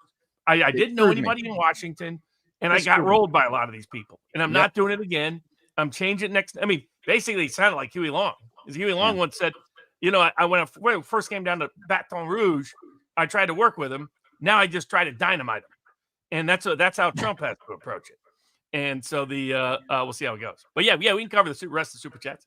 Yeah, and this one's funny. How do you get polled? Well, honestly, Peppers, I mean, it should be random, and you should be getting called based on the record on your voter file. You could sign up for some of these marketplaces. You want to participate in like some of these online polls. You can do that. I'm not sure how. I don't want to say mine. I'm tired of these people bombarding my panel in my marketplace, so I don't want to say that like out loud. But like YouGov, you could go there and sign up, and they'll give you compensation, which I technically don't agree with because you're not getting compensated to vote. And there are people out there in 16 who signed up for these panels. I proved it. You're not officially getting compensated to vote. It depends on where you're at, which party's paying. Yeah, that's so true. That's so true. Trump's gonna ask, what's your favorite Tupac album? I know, right? I mean, Jesus, people get away with that shit in the Democratic Party. It's absolutely crazy. I have not heard about these planned blackouts. I mean, I've heard of them. I think I have a family member who's in that case, came running to me like, yo, you hear the world's about to end, or they're gonna pull this shit so Trump can't be elected. The whole they're gonna knock out the power grid, kind of thing. And I've heard about this stuff, guys. Look, all I can tell you is I'm a prepper. I don't really, they can do whatever they want to me. I got food for 60 years. Yeah, if you want, have good contingency plans in place. That's right. You can at multiple levels of income. You don't have to be super wealthy to have some reasonable backup plans in place. Absolutely. Robert, who do you think Obama wanted? That's another one. That's a good I know question. he didn't want Kamala. I mean, that was obvious. He barely hit it. He didn't even endorse her early on. He was the last one to endorse her. He was holding those cards tight to his vest, guys. I have to speculate, but I don't, Probably Pete Buttigieg. Yeah, that's what I think too. He came from that world. Let's say Obama may have more things in common than you know. He owes Pete. Oh, according to that biography that came out, of course, after he was president, said two things. One, basically said that he thought he was gay and that he was jealous of Donald Trump because Trump was an alpha male. Why do I have these thoughts that I have? And why am I a soy boy? I kid you not, folks. Go read the book. It's what it says. All right. So, yeah, unbelievable. Yeah. And if things don't work out, he'll probably invite you out for a little paddle in the pond out back in Martha's Vineyard. What is the odds? What are the odds that they replace further Biden with Harris to give her the incumbent boost? Here is why that is a tough question to ask. If it was anyone else than Harris, that would have been done already. The reason why they're afraid to do it is the same reason why they're afraid to let her go out and debate after this interview. They were wondering whether or not can the media creation last, and if they put her in charge, as Mark Halperin was saying, he just was saying it nicely. She's a moron. She can't run a fucking lemonade stand, let alone the office of the president. 90% turnover on her first year as vice president. Everyone in DC knows that she's a horrible person to work with and she cannot run things. Her managerial skills blow. It was so bad. Nah, that was a pun. It was so bad that she gave her friend who had no experience reins over the campaign because she was so frustrated with how badly the campaign was run. She is the manager of the campaign herself. The candidate is the boss. And of course, her friend was a moron as well, so she ran it into the ground too. So it's like, if they do this, folks, it's going to be hard for her to run to the plane with her iPods in like she did today. Did you see that, Robert? They tried to get her for questions and she pretended like she was listening to music on her iPods. Oh my God, bro. She's like, oh yeah. I mean, I'm in love with the shape of you. The way they got Come Biden on, to are you step kidding? down, I mean, the way they got Biden to step down was to kidnap him. So the getting him to actually resign is going to be tougher. There's only so much humiliation that guy can take. And the other problem is she's pretending she's not in the administration. So it doesn't help to make her part of the administration. As Halpern just pointed out, it's the Biden-Harris administration. She already has difficulty escaping it. If it's the Harris administration, it's a complete disaster because then she has all the bursts. She doesn't want. There's no upside. There's this huge downside to making her the official president. That's why they won't do it. Is my prediction. All the burden goes on her, and that's super tough. If Kamala backs out of the debate, then Trump should do a skit basically saying, the comedian Estee Palti. It's amazing how this woman transforms herself into Kamala Harris. It is really, truly incredible. Like, she's actually, and don't come at me, okay, ladies, or not even ladies, but don't come at me with your, your misogynistic crap. I mean, she's an attractive woman, and yet somehow when she goes into Kamala mode, she's like a totally different woman. She doesn't look the same. It's crazy. And all of a sudden not very attractive, in my opinion, So like, she is incredible at what she does. For people who don't know who she is, I'll play 10 seconds because we're at really crunch for time. But if you don't follow her, watch this woman. She is really remarkable. Are you ready?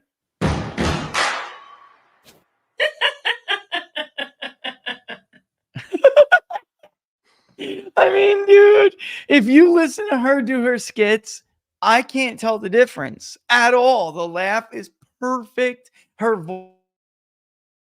When Kamala made the thing about if I can't win, be a bitch or something like that. I don't know. Like, perfect. I mean, really, she is very entertaining and it's always impressions are always entertaining when they're that good. She's awesome. You should check her out.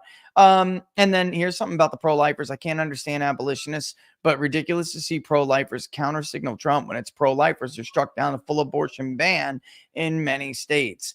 Hypocrisy. Like, this is what I'm talking about. It's like, it's what Robert, what you said, it's like either their way 100% or it's no way at all, and that's, I can believe what he's referring to. It's just that bad, man. I mean, I'm sorry, and again, personally, I'm pretty damn pro-life, but that doesn't mean I think it's possible, even feasible to imprint my own views on everybody else. Not, And if you care about saving lives, you want the policy and politician who will give you the best chance to save the most lives. That should be the focal point, not who has the highest purity test. Yeah, it's good point. There's some locals things real quick. I'll just go real quick. Barnes said T would win Wisconsin by 5. There's no way. One Dropbox and no signature verification, or one drop boxes and no signature verification, even though an amendment to ban outside funding for election passed is still happening. What do you think about the changes in Wisconsin? Something really crazy happened there, folks. Better. I mean, because it is better. Pennsylvania, Georgia mail-in ballot requests down 90%, and people forget he flooded the whole state with mail-in ballots in 2020. The Ratburger did. That's not happening this time. The election commission is so proactive that Kemp is trying to shut him down. Oh, Wisconsin, they're talking about Wisconsin. Georgia. Yeah.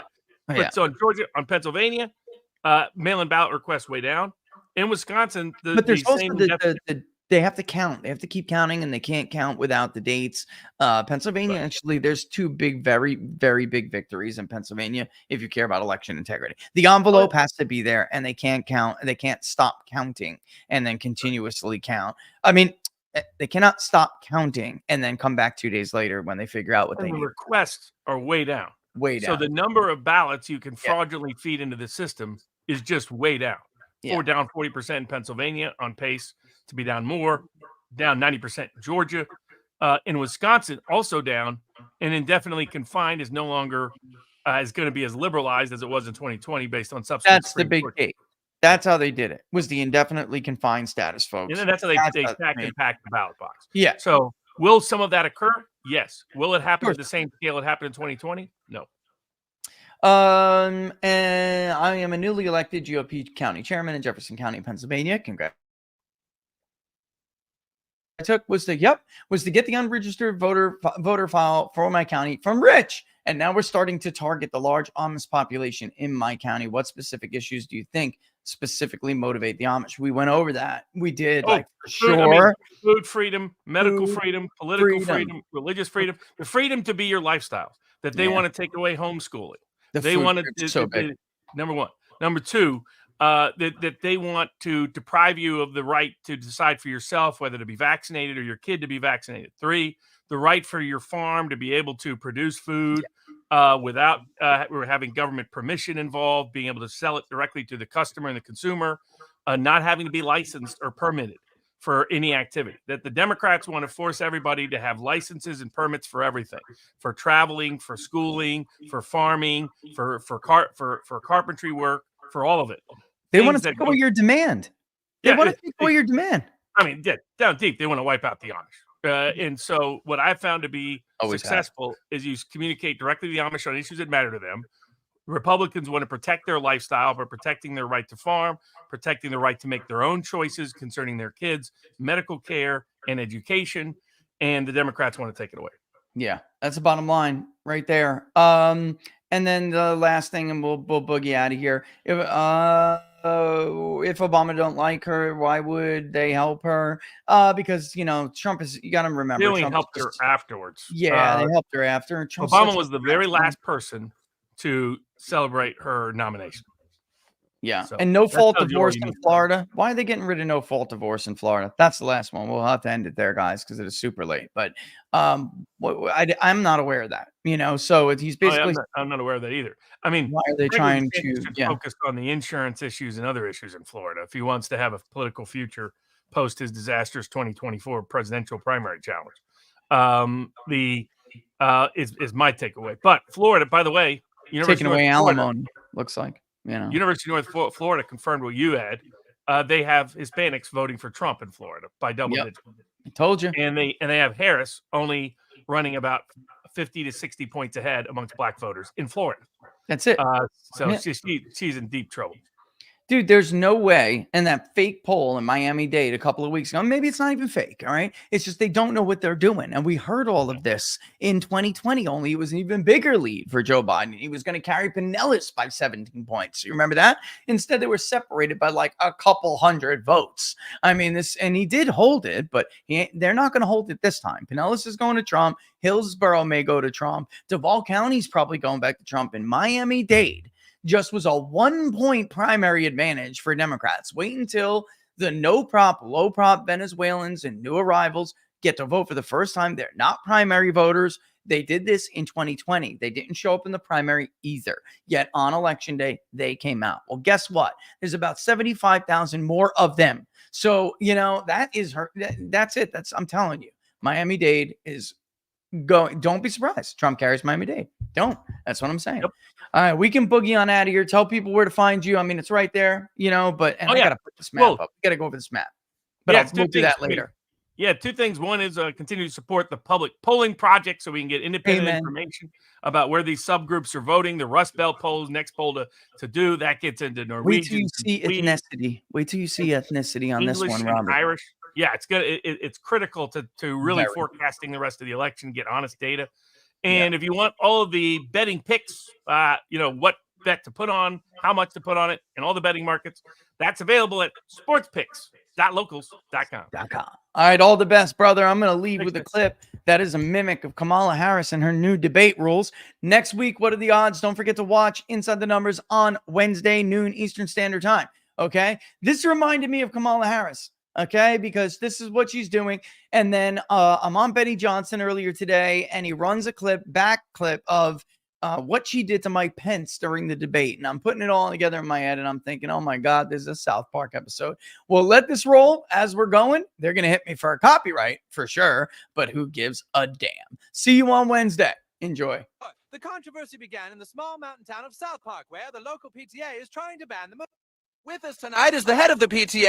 The controversy began in the small mountain town of South Park, where the local PTA is trying to ban the movie. With us tonight is the head of the PTA, Sheila Broflovsky. Hello, Tom. And the Canadian Minister of Movies. Thanks for having me, buddy. Minister, parents are concerned about your country's entertainment. Your thoughts? Well, the film is R-rated, and it's not intended for children. But of course children are going to see it. Can I finish? The fact is that we Canadians are quite surprised by your outrage. You just don't care. Can I finish? Hello, can I finish? The United States has graphic violence on television all the time. We can't believe that a movie with some foul language would piss you off so much. Because it's evil. Can I finish? Please, can I finish?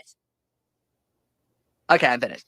But, Mr. Minister, it isn't like this film is the first troublesome thing to come out of Canada. Let us not forget Bryan Adams. No, the Canadian government has apologized for Bryan Adams on several occasions. You Canadians are all the same, with your beady little eyes and flapping heads. You're I trash. resent that. I find that racist. Our children are now addicted You to your are racist, ma'am. You are racist. It is going to take us weeks to erase the damage this film has done to our children.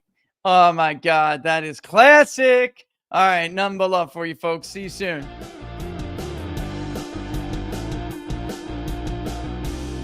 Can I bet it? I damn it.